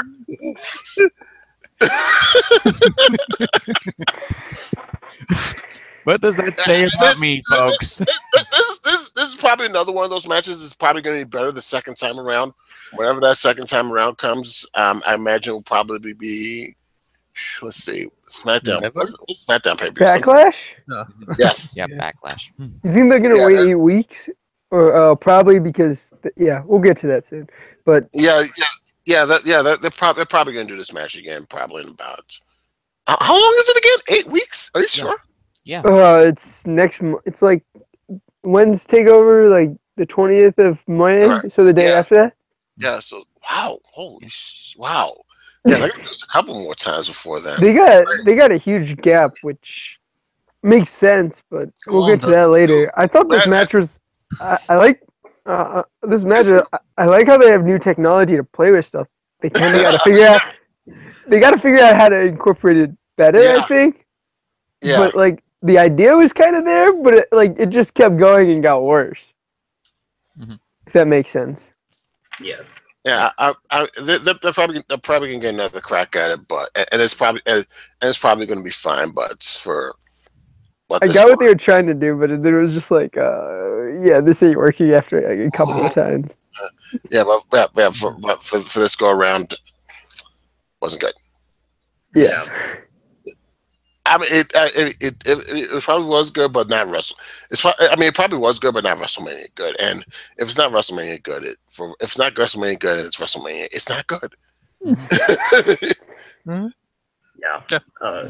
For me, this match just kind of, or not this match, this feud just kind of took a hit when Luke Harper left. I mean, I don't know. I was really into him. And then, like, as soon as he left, I'm trying to figure out the timeline of this here. Was the house burning before he left the feud, or was that after? That was when he left. He left the feud, right? I think he left the feud, like, Oh, that was the. I think that's when we knew he left the feud, because that's when because AJ beat Randy. Oh no, AJ beat Harper twice. Yep. And then Randy burned the house down. Yeah. And heard voices in his head and posed in front of the burning house. Yep. Yeah. Okay. Yeah. So, yeah, I don't know. For me, Harper was like the most interesting thing in this feud, and while I don't think it was really bad after that, I just felt like it kind of, I don't know, it took a hit. I would have liked to have him in this match, and I would have had him win the belt. I mean, why? It's not like putting the belt on Randy Orton in 2017 is a money-making move right now or anything. But no, but it's not going to kill him. I think that might have been their concern with Harper. It might have been like too detrimental to put the belt on him. Yeah, that's a good point. It could have been a little too quick too. As for the match, I felt like I wasn't sure if this was exactly what we were supposed to get, or if somebody went long at some point and we had to chop a little off the end here. But yeah, I think that's probably what happened too. Somebody, some Triple H cough. Yep. Took him too long to drive the motorcycle down the ramp. Gonna have to cut 10 minutes off your match. Sorry, Bray. Sorry, Randy. 12 minutes pre-match for Triple H and Seth Rollins. Yeah. Yeah. Yeah. Actually, Randy and Bray's pre-match was longer than Triple H's at 12 minutes and 24 seconds. Are you serious? Man. Yep. There's only one pre-match longer than that. I wonder who that would be. That would be The Undertaker or Triple H. No, it was The Undertaker. Okay. Yeah. With the match, I thought it was like, after we saw the bugs 3 times, I thought we were, at least with the ending, we would know it was coming up, and we'd have like Orton like pumping up for the RKO or back in the corner for the pun or something. We'd have like a Viper come across the ring, which would have been cool. Mm-hmm. But then instead they just kind of did the maggots 3 times or whatever, and then we just got an RKO out of nowhere, and I was like, huh, how about that? So I mean, it felt like it was just kind of thrown together at the last second, and it wasn't that high of a priority on the card. Kind of like a lot how the Andre felt way earlier in the night. So I don't know. That was weird. And I hope, now that we know they're having a House of Horrors match, I really hope that's not the Ambrose Asylum like from last year. No, it's clearly not, because it doesn't have Dean Ambrose in it, so it's instantly better. Well, they'll be like, it'll be interesting to see what they do with that. I hope there's a lot of mirrors. Mm-hmm. Sure, but like what Matt's talking about here, the House of Horrors match. Basically, this match will be better than the Ambrose Asylum match because, in addition to not having Dean Ambrose in it, it also will not have Chris Jericho in it. So it's instantly better by default. Yeah, I heard this. I was hearing talk. This could be like the WWE's version of Final Deletion, which is, I mean, that's a little worrying because I don't know if Randy Orton's going to want to do that. But I mean, you also have Matt Hardy here now, and he should be able to tell you how to, kind of work through one of those. So I don't know, kind of cautiously optimistic on that. Didn't they? I hope they can work the LED if they need to use the LED like that again. I hope they work it better. Like that felt like, oh hey, look, we got it. Let's do something, and they didn't figure out completely how to use everything for like the first time. Mm-hmm. Yep. Testing it at WrestleMania might not be the best idea. It probably isn't the best idea, but Mm-hmm. you're not going to get a bigger audience than on that night. So Yeah. So, Mm-hmm. but like you could probably test it at a house show. Sure, I Show think or they already something. did test it at a house show, and they've done that technology for the side of the ring for NXT Takeover shows for ages now. So they were pretty confident with it, but it just didn't work out this time. But it probably will next. Any other thoughts, Gregory? I think I already Mm-hmm. said everything I want to say. Mm-hmm. Okay, coolness. Okay, so next up on the list of matches is the Tokyo Monsters Giant Monster All-Out Attack match between the Beast Brock Lesnar versus Goldberg for I love this match. yes, for Same, the same, Beef Jerky same. Championship of the world. Eddie, go first. I love this match. This was a video game match. It was a big dude, big strong dude fighting another big strong dude, and it was probably on the easy setting, and everybody had their finishers turned all the finishers maxed out and whatever, and it was They used only 4 moves. And they used only There are 17 total moves. 17? 17. Total. Like, yeah, not different moves, just like Okay, yeah. so like there's like 10 Germans or something. I think. Yeah. It was literally like a really quick and fun house fight. Yes. Yep. It was two grown ass men beating the absolute piss out of each other for 5 minutes, and it was far better than I ever thought it could be. And let me tell you this: I bet everybody was listening when they first announced this match. What was the first thing that came to mind when you heard Brock Lesnar and Goldberg was going to be on this show? Don't go 20 minutes. Yeah, that number one. But what was number two? Please have Brock win so he can eat the beef jerky belt. Oh, okay. Yes, that too. But what else? WrestleMania 20? Yes. Yes. All I was thinking was, please don't be WrestleMania 20 all over again. And it wasn't. It was. God damn it! This was a good match. Yeah. It was a sprint. It was 5 minutes. It was everybody got their shit in, and it was fantastic and it was fun. And It was exactly what it should be. Yes. And Brock was very safe with Goldberg. Yes. Yeah. This was good professional wrestling, kids. Yeah. It was perfect for what it needed to be. And we had Lesnar Ninja. I'll be honest with you. If this was the main event of WrestleMania, I wouldn't have been mad. No, I wouldn't have either. Yeah. Mm-hmm. Yeah, this is probably one of the. I'm looking at. You know what? No, I take that back. Actually, I would have, because. Oh yeah, I mean you can't not put that Taker thing on last. Yeah, I mean, all things just Yeah. yeah. But yeah, I mean, this match only went, or I'm looking at Wikipedia right now. It went under 5 minutes, and for me, this is my second favorite match of the show. Yeah. I mean, yeah, it was just hot right from the get-go. There was not even a hint of WrestleMania 20. Wasn't like the first move a spear? Yep. Yeah. But Brock then no-sold it. So Wait. and he gave him another one. Yeah. And then Brock rolled out of the ring, and then Goldberg gave him another one. Through the barricade. Yeah. Really, yeah. And it was when he went for the fourth one. That's when it fell. That's when it fell apart. Yeah. When he leaped over him. That was pretty cool, though. Yeah, that was. Mm-hmm. Yeah, that was an awesome match. Gabe, continue. Oh no, it did exactly what it should do. Just 5-minute house fight of two guys, and then get it out quick. So you didn't have, because you do not want those guys working very long. Mm-hmm. 4 minutes, 46 seconds. Mm-hmm. Coolness. is what Kane has. So. Yep. Oh, yeah. Okay, so Gregory, what are your thoughts on this match? All that have been said already. I have one issue with it.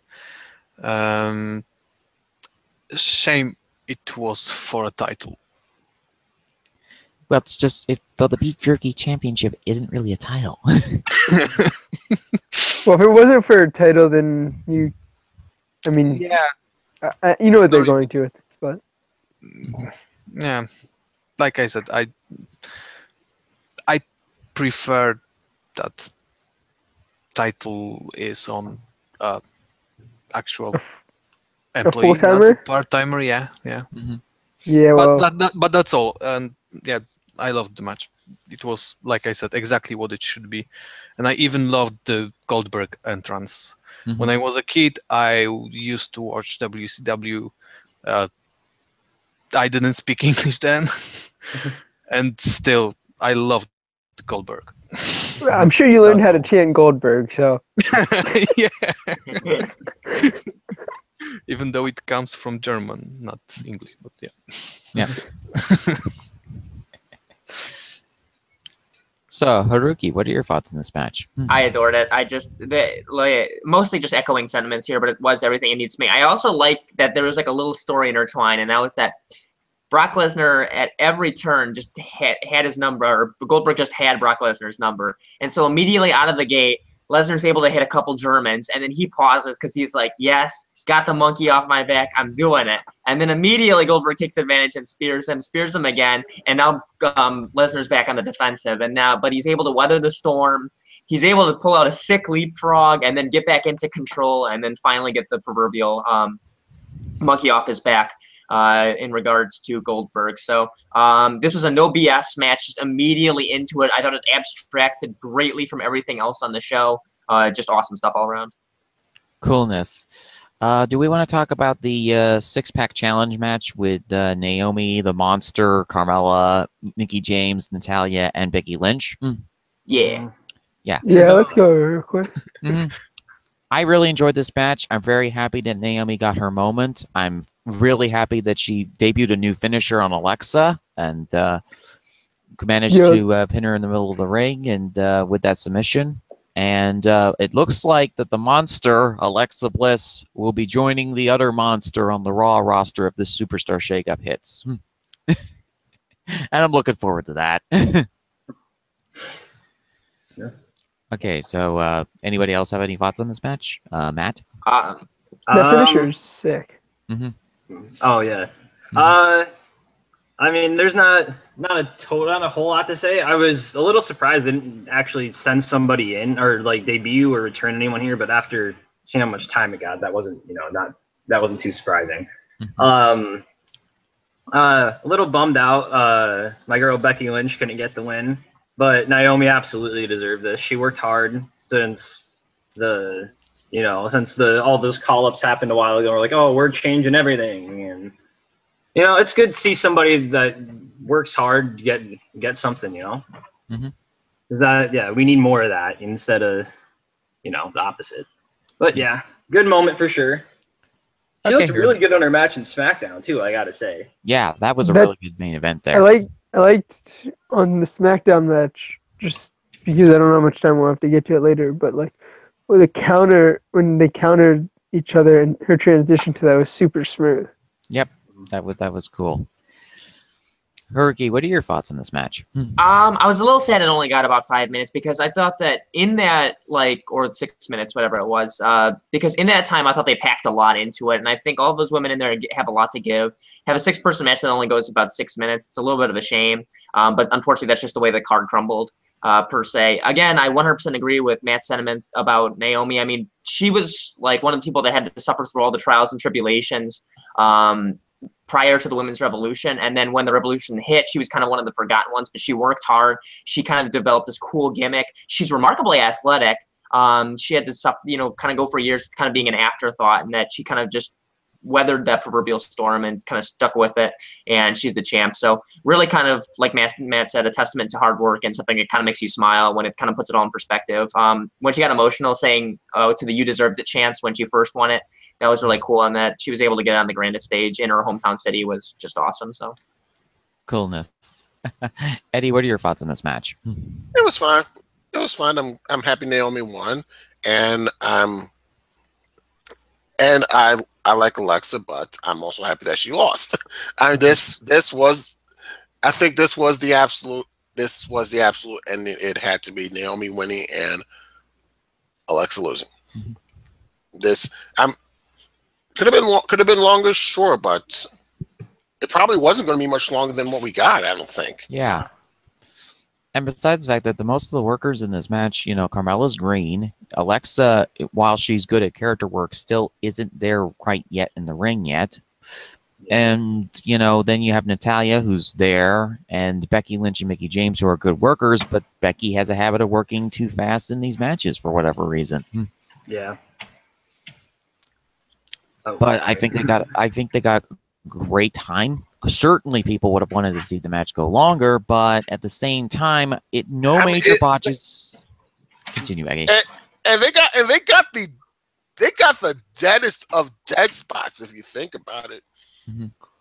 Before, right after Lesnar Goldberg, and before Undertaker Reigns.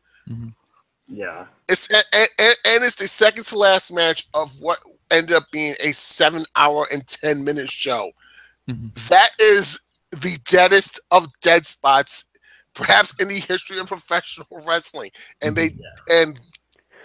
these ladies, for the very little time that they had, and mind you, as recently as maybe like 5 days before the show, they weren't even on the main show at all. I don't think. Yeah, they weren't on the main show at all.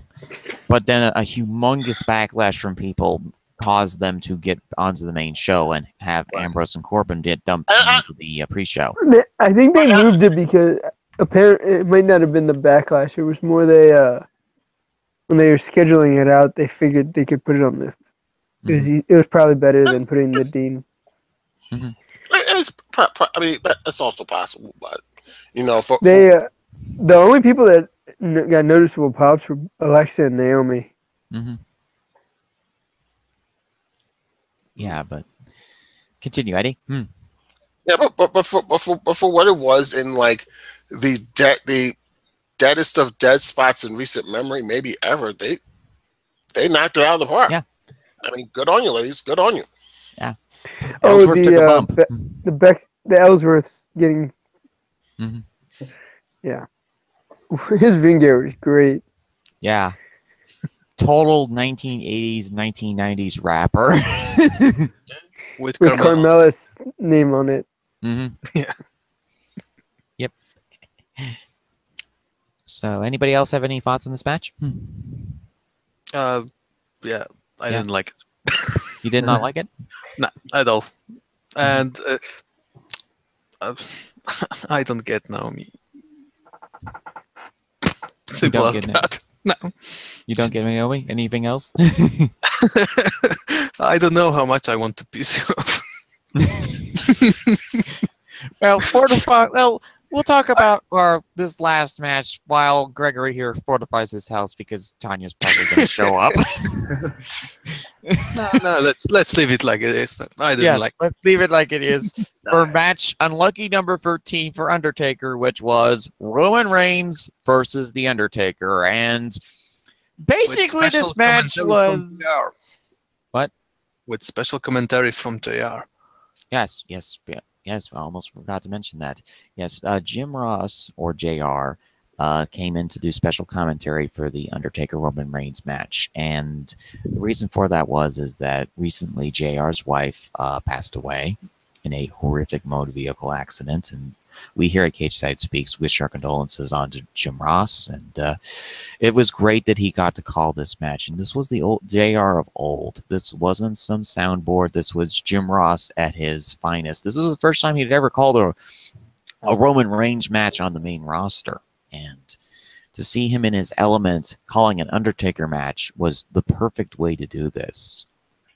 And the match itself was basically Roman Reigns took a bazooka to Undertaker and continued firing the bazooka at Undertaker until he fell down. And basically, that was the match right there. Undertaker pulling, basically Roman Reigns pulling Old Yeller and on Undertaker, and Roman got the yard to a sea of first shock, and then the night afterwards, rage.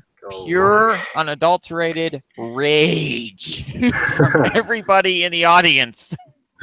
Oh yeah.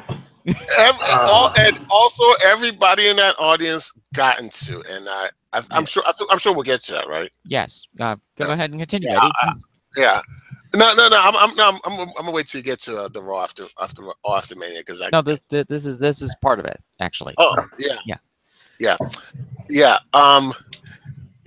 This is exactly what the company wanted you to do, people. They wanted you to boo to your heart's content. If you really don't want Roman Reigns around, first off, I hate to be the bearer of bad news. It's probably not going to change for the foreseeable future, number one. And number two, okay, here's how you do it. Don't pay attention to him. Turn the channel. Turn your back. Go to the bathroom or something when Roman Reigns comes on. Don't click on a story involving him. Don't click on his tweets. Don't buy his merch. I mean, if you really want him to go away, don't support him in any way, shape, or form whatsoever, because if you are booing, you are supporting him. Yeah, don't react. Yeah. Yeah. Yeah, don't react. And it might be a good idea not to sing Vince McMahon's theme when he comes out, too. Also that. I mean, boo, Roman, you suck. Oh, it's Vince. Oh my God. No. What? His theme song is very catchy to sing along to, though. It is. I mean, I'll give him that, but like, that's Hey, don't got boo the guy booking it. If you're gonna go full meta, go full meta. Don't. No. Anyways, you can keep going here, Eddie. I just need to get that. Yeah. No. I pretty much said everything I had to say. Like if you don't want Roman around, don't support him. Don't click on his shit. Don't buy his shit. That's just ignore him. Just Ignore him and hope for the best. Yeah. I mean, it's fruitless, mind you. Okay, because because let's be honest, there are a lot of people that love him. But there are also a lot of people that hate him, and those people are going to continue to pay dollars, lots of them, to love him and to hate him. Mm-hmm. Yep. Okay, coolness. But basically, the best way you can voice your opinion and hopefully make it then is to just ignore it. Yep. Hopefully, yeah. The match for this. Now that I think I got everything I wanted to say about the Raw after this.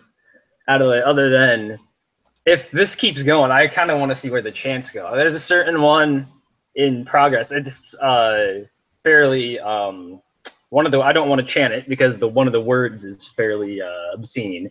Mm-hmm. But if that's where this goes, oh my God.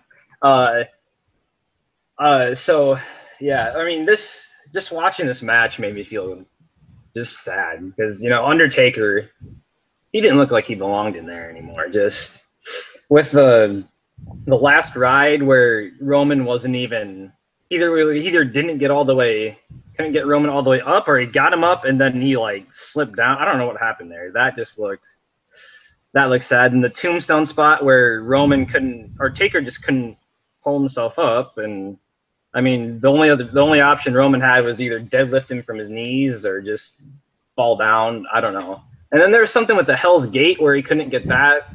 He was struggling to get that locked in. It was just, man. He went out. Maybe he should have gone out sooner. I don't know. I'm happy he's gone now. Not happy he's gone, but he didn't. He picked. I'm trying to figure out how to say this now because I feel like I was just said something. He went out on his own terms, basically. Yeah. Yeah, it wasn't like he was forced out. He went out, yeah. And then the send off at the end, it just for a second he stopped being 2017 Undertaker for me, and I was like, wow. I mean, this guy's one of the few people that's still here. When I picked it up in 2006, and I remember all your stuff with Batista and Edge, and I really enjoyed all that. And I'm like, oh, he's gone, man. And I liked how they brought him out, or I liked how he exited too. Thankfully they didn't make him walk all the way up that 80-yard ramp. They had a thing hidden there, and he just slowly. I missed that the first time, I guess, when he just slowly went down. I don't know how I did, but I didn't see that. Yeah, just sad. The career of one of the all-time greats is now over, and yeah. Well, it was basically like a funeral, that end segment. Yeah. And he broke kayfabe on camera for like the first time. Well, he wanted to tell his wife that he'd be home for dinner because he was 4 minutes late. Honey, I'm sorry. I told you I'd get this match done by midnight. It's 12:04 a.m. Dear, the Gator Burgers are going to be cold. Oh. So, Gregory, what are your thoughts on this match? Understanding what Eddie said, I hate Roman Reigns. And I'm fully aware of what that means. You know what? When I saw it live, I was half awake. It was 5:30 a.m. Usually I get up at 6:10. So I had to rewatch it, and I did it today. And this match was way better than I remembered. I thought what Matt said before, that Taker didn't belong. That's exactly my thoughts when I watched it live. After rewatching it, I'm not so sure. There were some spots when, like this reversal of Tombstone. I guess it's supposed to be reversal, or the Hellgates, that he switched to some kind of armbar because he couldn't pull it off. So he was aware that he's not doing everything right. But the match itself, I did really liked it. The spear through the table was something. Well, it was executed really well, and it looked great. Give me a second. I will just have a look at my notes, because I did that. I think it was a not bad send-off for Taker. And with JR on commentary, that's, yeah, I liked it. I mean, upon second watching it, because I hated it at first. And it's good that Taker won't have any other matches, because, sorry, yeah, he's too old. Yeah, it shows. So, Haruki, what did you think? Yeah, echoing what Matt was saying too, Undertaker's been a guy that I've been seeing, and he was one of the first ones I got to attach to as a kid as well, and to see him go out like this. One thing that I will say is that I think Roman deserves a lot of credit, particularly early in the match. He was just bumping his butt off to try to make Undertaker's offense look good. So that's really good. I think the frustrating part is that, Roman Reigns, the person, seems like a wonderful guy, but Roman Reigns, the character, he's spoiled, he's overprivileged, he gets every rub that's possible in the company, and that's the frustrating part. It seems like if there's something good that can happen to you in the WWE, Roman Reigns has got it. And moving forward, he's at the absolute top spot right now. He beat Braun Strowman for the first time, beat The Undertaker, essentially retired The Undertaker at WrestleMania. I don't know, whatever they can do with Roman Reigns, it seems like they've done. And I mean, if the logical next step is that next year he beats Brock Lesnar at WrestleMania, so be it. Or John Cena. Or John Cena, yeah. It is what it is either way. As for the character developments, I don't know where they go for him. I don't know if he's past the point of pulling the trigger on just saying he's a full-on heel, or to the point where he's at the John Cena level of we just present him how he is, and then the fans just will react either way. So This is my yard now. Yeah. He's a good worker. You know, the rest of the stuff about Roman stuff that we can say all the time. He was a good worker. His charisma, in my opinion, leaves a lot to be desired. It's the same old Roman Reigns, and not much to be said about that. I thought the match was okay. Yeah. Okay, so basically we covered pretty much all of WrestleMania. And what we're going to do here with the Superstar Shakeup thing, since it's going to most likely be trades and whatnot, I am going to have the panel to pick one wrestler to be traded from SmackDown to Raw and one wrestler traded from Raw to SmackDown. And I'll have them pick those wrestlers. And we'll start with Matt. Is this like what we want or what we think is going to happen? What we want. What you want. Huh. All right. Let's see. If it doesn't matter how fair it is, I'm saying send Dolph Ziggler and Apollo Crews to Raw and give me like Sami Zayn and Sasha Banks. That sounds great to me.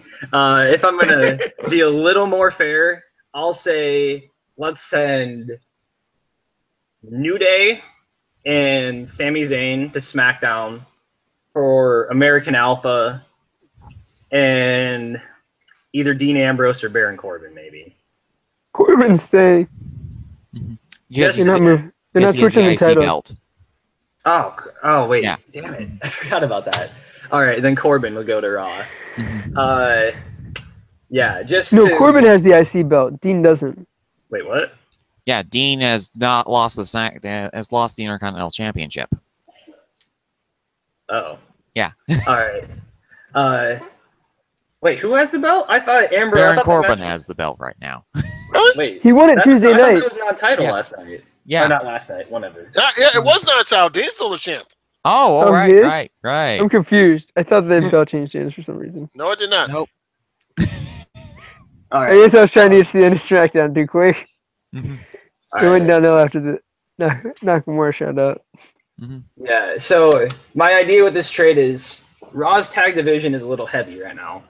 So you just got the Revival and the Hardys. New Day doesn't. I mean, Alpha's not really working out well on SmackDown. I mean, I think they're just better suited to Raw, where they'd have more time to showcase work rate stuff. And so New Day, since they're not the highest work rate, we can send them to SmackDown, and they can do all their Talking Smack segments of Daniel Bryan, which will be killer. Yep. And then Sami Zayn's going to get lost in the shuffle here pretty big too, with Finn being back, Seth being around, Jericho. I don't know what his schedule is, so he's going to be like the fourth face, and maybe Styles if he gets moved over. So this would give Zayn a chance to break out, and then with Baron Corbin, Corbin does not have the belt. Jeez, I'm all mixed up now. Corbin, I'm just moving over because I feel like Vince will like him here, and I think Braun's going to get beaten rather badly by Brock whenever they do. So they'll have another monster in the waiting whenever that happens. Coolness. Gabe, what are your two picks? I would like Sammy and New Day because that's two really good talkers to help out, and it gives a way to them to rehab Sammy a little. They probably could switch. I don't want to lose a lot. Send over hopefully Dolph retires, but he's not on the show anymore.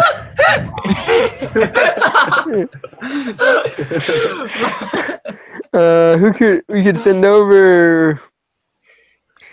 I think they'll do the Charlotte Alexa swap, which freshens up the division a little. And if you're gonna send Sammy over, send back you probably need to send back over a face, so Dean, but you're not gonna send the IC belt and then you could send Alpha, or you could just send another goon tag team. Because Heck, They you can need send the Ascension over there. So they need some. They need some. Raw just got a bunch of good tag teams, so like they could lose the New Day without getting anybody back. You know what I'm saying? Yeah. Or you could just send a goon tag team over there just as filler. Yeah. Hence the Ascension. Or whatever. Or the, Breezango, but you can use those as solo job guys. So, well, yeah, they could lose Corbin because Samson might show up and Dean might break his guitar eventually. Yeah, I mean, I kind of want to see New Day and Sammy on SmackDown. I'm not sure who I completely want on Raw besides like Ziggler, but I'll deal with whatever. Yep. Yeah, lose because that's two really good talkers, and New Day on Talking Smack sounds like that's definitely worth $10 a month. Goodness. Gregory, what are your 2 picks? To be honest, I have no idea. I would move whole women's division from Raw to SmackDown so we could have some coherent big stories there. Okay, that sounds great. 4 of them. I know there is more on Raw, but you only see 4 usually. So I don't know. I wouldn't move anybody to Raw. I don't know. I don't like it. Okay, Ricky, what are your 2 picks?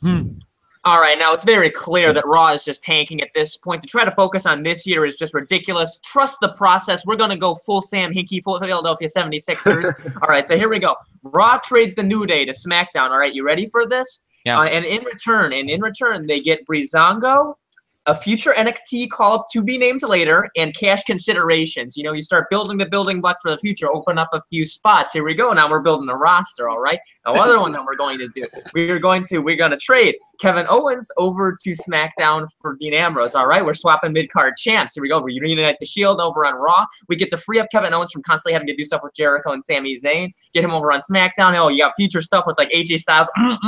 Good stuff right there. Yeah. So there we go. There's my 2. Okay, coolness. Eddie, what are your 2 picks? And in that last scenario, I don't know how I'm gonna top that, but Raw still ends up doing about 3 million viewers a week. So yeah. Anyway, all right. So here's all right. None of them are as good as mine. Are you ready? Here's mine. Yes. Go ahead. You take the top third of the Monday Night Raw roster. Block that off. The bottom 2/3 of Raw for all of SmackDown. Ooh, that's heat. So where's that start at? Is that yes, I am suggesting a full, complete roster turnover. I mean, if you want to shake things up, then damn it, let's shake things up. Block off the top third of Raw, keep them safe. Anyone who's down that top third, go to SmackDown. Everyone on SmackDown, go to Raw. So is that I'm trying to figure out where that starts and ends. I know it would protect like a Seth, Finn, Roman, Charlotte, whoever your top third is, like whoever the biggest names on Raw are. I mean, okay, I gotcha. Yeah, I mean, you're wherever your criteria is. Yeah. If you're now on that list, you're going to Tuesday nights. Yep. And everyone on SmackDown, you're going to Monday. All right. And this time next year, do it again. Yep. I get it. It's like what's that thing in soccer? Like a relegation. Yeah, Yes. it's a relegation to Division 2 or 3 or 4 or Alcatraz. And then like whoever the worst performers are on SmackDown should get sent to like NXT though. Just no. Worst performers on SmackDown, gone. Oh, okay, that works too. Gone. You are gone.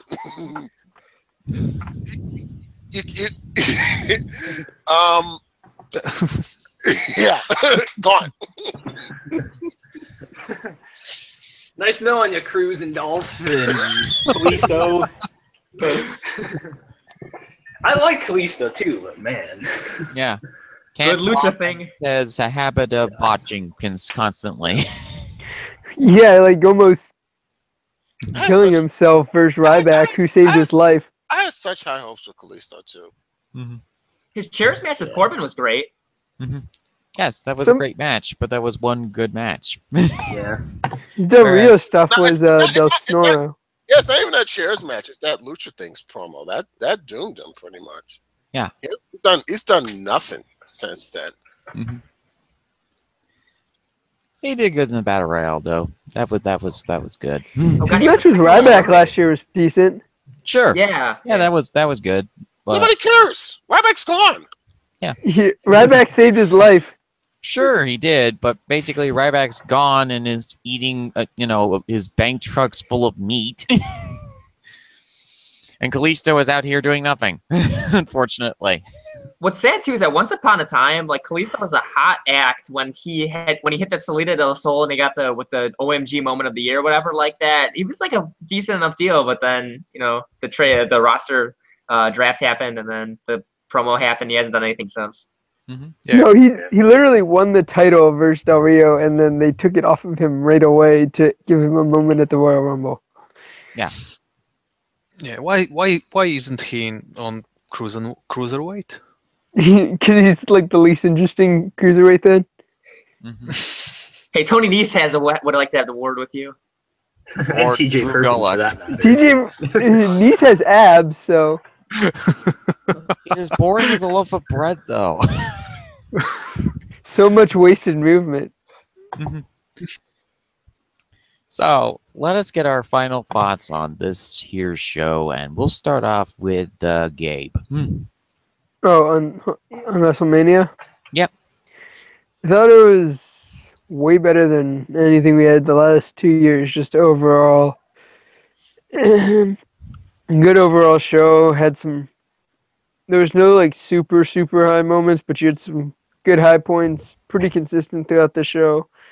Might have had a couple nap times, a couple breaks with that Pitbull concert also. So a really good show, moved everything, finished the stuff you needed to finish. Oof, it was a pretty good card, pretty entertaining for the whole time. Didn't get too like, oh, can this be over yet? I'm like, oh, it's 11:30, this is almost over. Instead of like, oh, there's another hour and a half at like 10 o'clock at night. So I thought it was a really good show and a lot better than what you've had recently. Coolness. Okay, Gregory, what's your thoughts on WrestleMania? Final thoughts.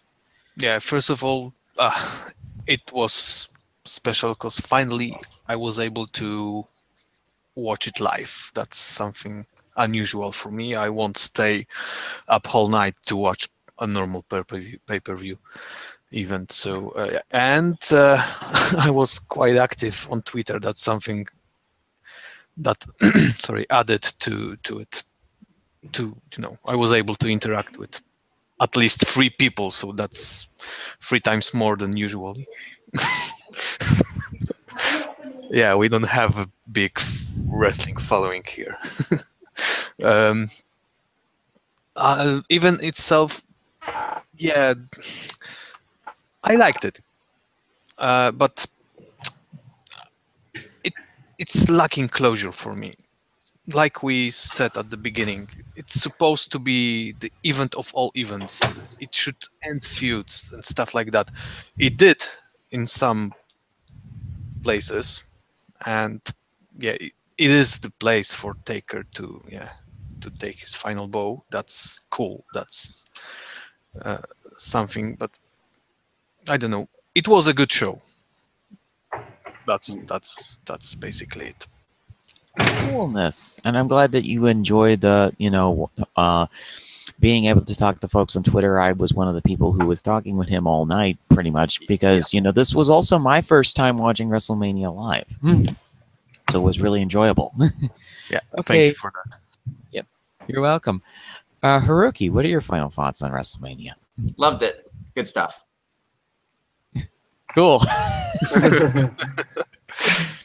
That's a mark of a good WrestleMania when you only have a few words to say. Yeah. Okay, Matt, what are your final thoughts on WrestleMania? Yeah, pretty much. Great. I thought it was a pretty good show. One of my favorites, probably that I've seen live, and this is only like my fourth live or something. I don't know. So it's not like I have a ton to pick from, but it was a good show.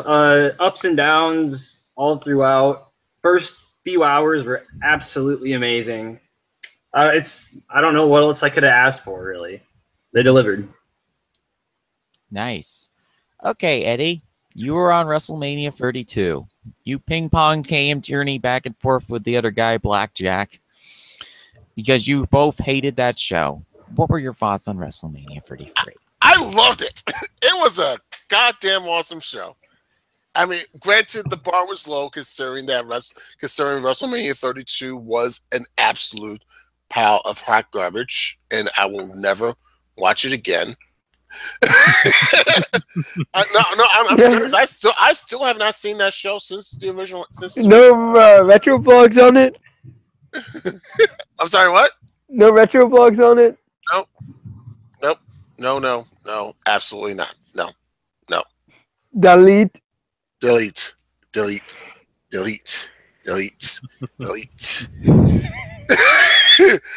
But yes, WrestleMania 33. I highly recommend you watch it. Perhaps stretch it out a little bit because it is a long show. It should not bleed into Monday under any circumstances. I'm sorry, that's too long, even for me. I'm an old ass man. I think I'm the oldest one in the bunch on this here podcast. I'm gonna safely assume that, which means I think I'm probably the only one on this podcast that has seen the Undertaker's entire WWE career from start to finish. And I gotta tell you, it's going to be kind of weird not to see the Undertaker at WrestleMania next year. It's going to be weird. I mean, we'll get used to it eventually, but he's been in more WrestleManias, like way more than he's not been. Yeah. When was the last time he wasn't in WrestleMania? 16. Yeah. It's a long time. Yeah. Yeah, he was out injured, so he missed WrestleMania. Yeah, I missed 16. So yeah, there's like an entire generation of people that have not seen an Undertaker at a WrestleMania. Well, if you've seen the third WrestleMania live, you remember it, but I don't remember what his first one was. Was it like? First one was 7. Oh, the first one he missed, No, the first one he was in. 7. 7. So if you've seen 6 or 4 before live, you've seen it without Undertaker, or 16. But I was 10. Yeah. Yeah, but who lived that long? Vince McMahon. Apart from and Sean. John Cena. Yeah.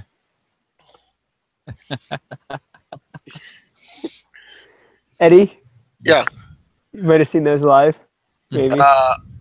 I've never seen a WrestleMania live, like in person, and I would love to see one in my lifetime. No, I meant what? Watching it on TV. Oh, those old ones. The last 4 I saw live. Actually, the last 5, 6, 7. Hold up. Every WrestleMania since 27 I've seen live. 18 I saw live. 17 I did not see live. 16 I did. 15 I did. 14 I did not. Even though I had like 2 shots at it. But yeah, the 15 is the earliest one I've seen live. Yeah. So even Yeah. I'm old. You're not that old. But... Yeah, no, dude, I'm gonna be 38 in a month. that was when Steve Austin retired. When Edge retired. And oh my, and I hate to be morbid. That's when Eddie Guerrero died. Yeah. 38, right? Yeah. I don't think you're on all the stuff he was though. Yeah. But yeah, I hate to bring it down for a second. But WrestleMania 33, good wrestling show. Good. It's a long wrestling show, but it's a good wrestling show, and I highly recommend it. You need to skip through some stuff. Just skip through the Rollins, Triple H, and wait for the table bump. You'll be good. Yeah. Also, yeah. Hydrate. Take frequent rest if you have to. Yeah. I mean, there's no rule that says you have to watch it all at once. Yeah. Sometimes it's just easier to push through. All the spoilers are out there now, so Yeah. you know. Yeah, we're not the first rodeo that's covered this show, folks. I think we might be last one. It's Saturday already. You know what? You might be right, actually. No, there'll probably be stuff after us. Yeah. Yeah, we still got an NXT Takeover show that we'll be doing tomorrow after this show. Tomorrow will be NXT Takeover Orlando. Still don't have a title for that one yet, but I'll think of something. Yeah, WrestleMania, I had very, very low expectations of this show. I did not expect it was going to be good. I have said in the past on live afters and on speaks that I'm not a big fan of the celebrity show. Because it's basically the show for celebrities. It's a show for publicity for WWE and whatnot. And what they gave us this year was actually some really solid quality matches. The first Seth Rollins match that I've liked in a very, very, very long time. Not since his days in the Shield when he was tagging with Ambrose and Reigns. Which is still a shock. And still probably has the depths of AG double hockey sticks. Freezing cold at this point. Main event was basically it started with a bang and ended with a funeral, and that was WrestleMania. Yeah, with a marriage between. Yeah, with a marriage in between. You had Crash Test Dummy, Hobo facing off, marriage in the middle, and then the funeral at the end. Because that's WrestleMania for you. Like 10 movies crammed into one. Yeah. It was like the late Jim Valvano said, if you laugh, if you cry, if you think you've lived a full day, and I tell you what, if you've watched this WrestleMania from start to finish, you will have lived a full day. And that's not just because this WrestleMania actually went a full day. 7 hours. Thank you for surviving this WrestleMania season. For the second time that Cageside Speaks has covered WrestleMania. Thank you so much for tuning in for this edition of Cageside Speaks. Like we said, we'll be back with a whole new panel for round 2, which is NXT TakeOver Orlando, which will be airing this Sunday. This show will drop either tonight or on Sunday, so that you get to watch them as a doubleheader. And we will be back for the next main roster pay-per-view and for Payback in early May. Because Payback drops on April 31st, and May 6th or May 7th will be the next Speaks after NXT TakeOver Orlando, which will be tomorrow. And thanks you so much for joining us once again on this edition of Cageside Speaks. Find us in Cageside Seats. It will be updated to the main page, and it will be also posted on the Twitter at Cageside Seats. I will also post a link to it at my account at Fitzpatrick14, and I'll also link the accounts of the people who are involved on this show who have bird things, or as I call it, Twitter. Yay! And thanks again, once again, folks, for tuning in. Congratulations for surviving yet another long WrestleMania. See you next year at WrestleMania 34 if we get there. You're all I ever wanted. And my arms are open wide. I just want to say, they know just what to do. I want to tell you so much. And I love that wonderful singing. We say goodbye, folks. For now. Love you all. Love you all. Thank you. Yeah, bye. See you for TakeOver. Bye bye.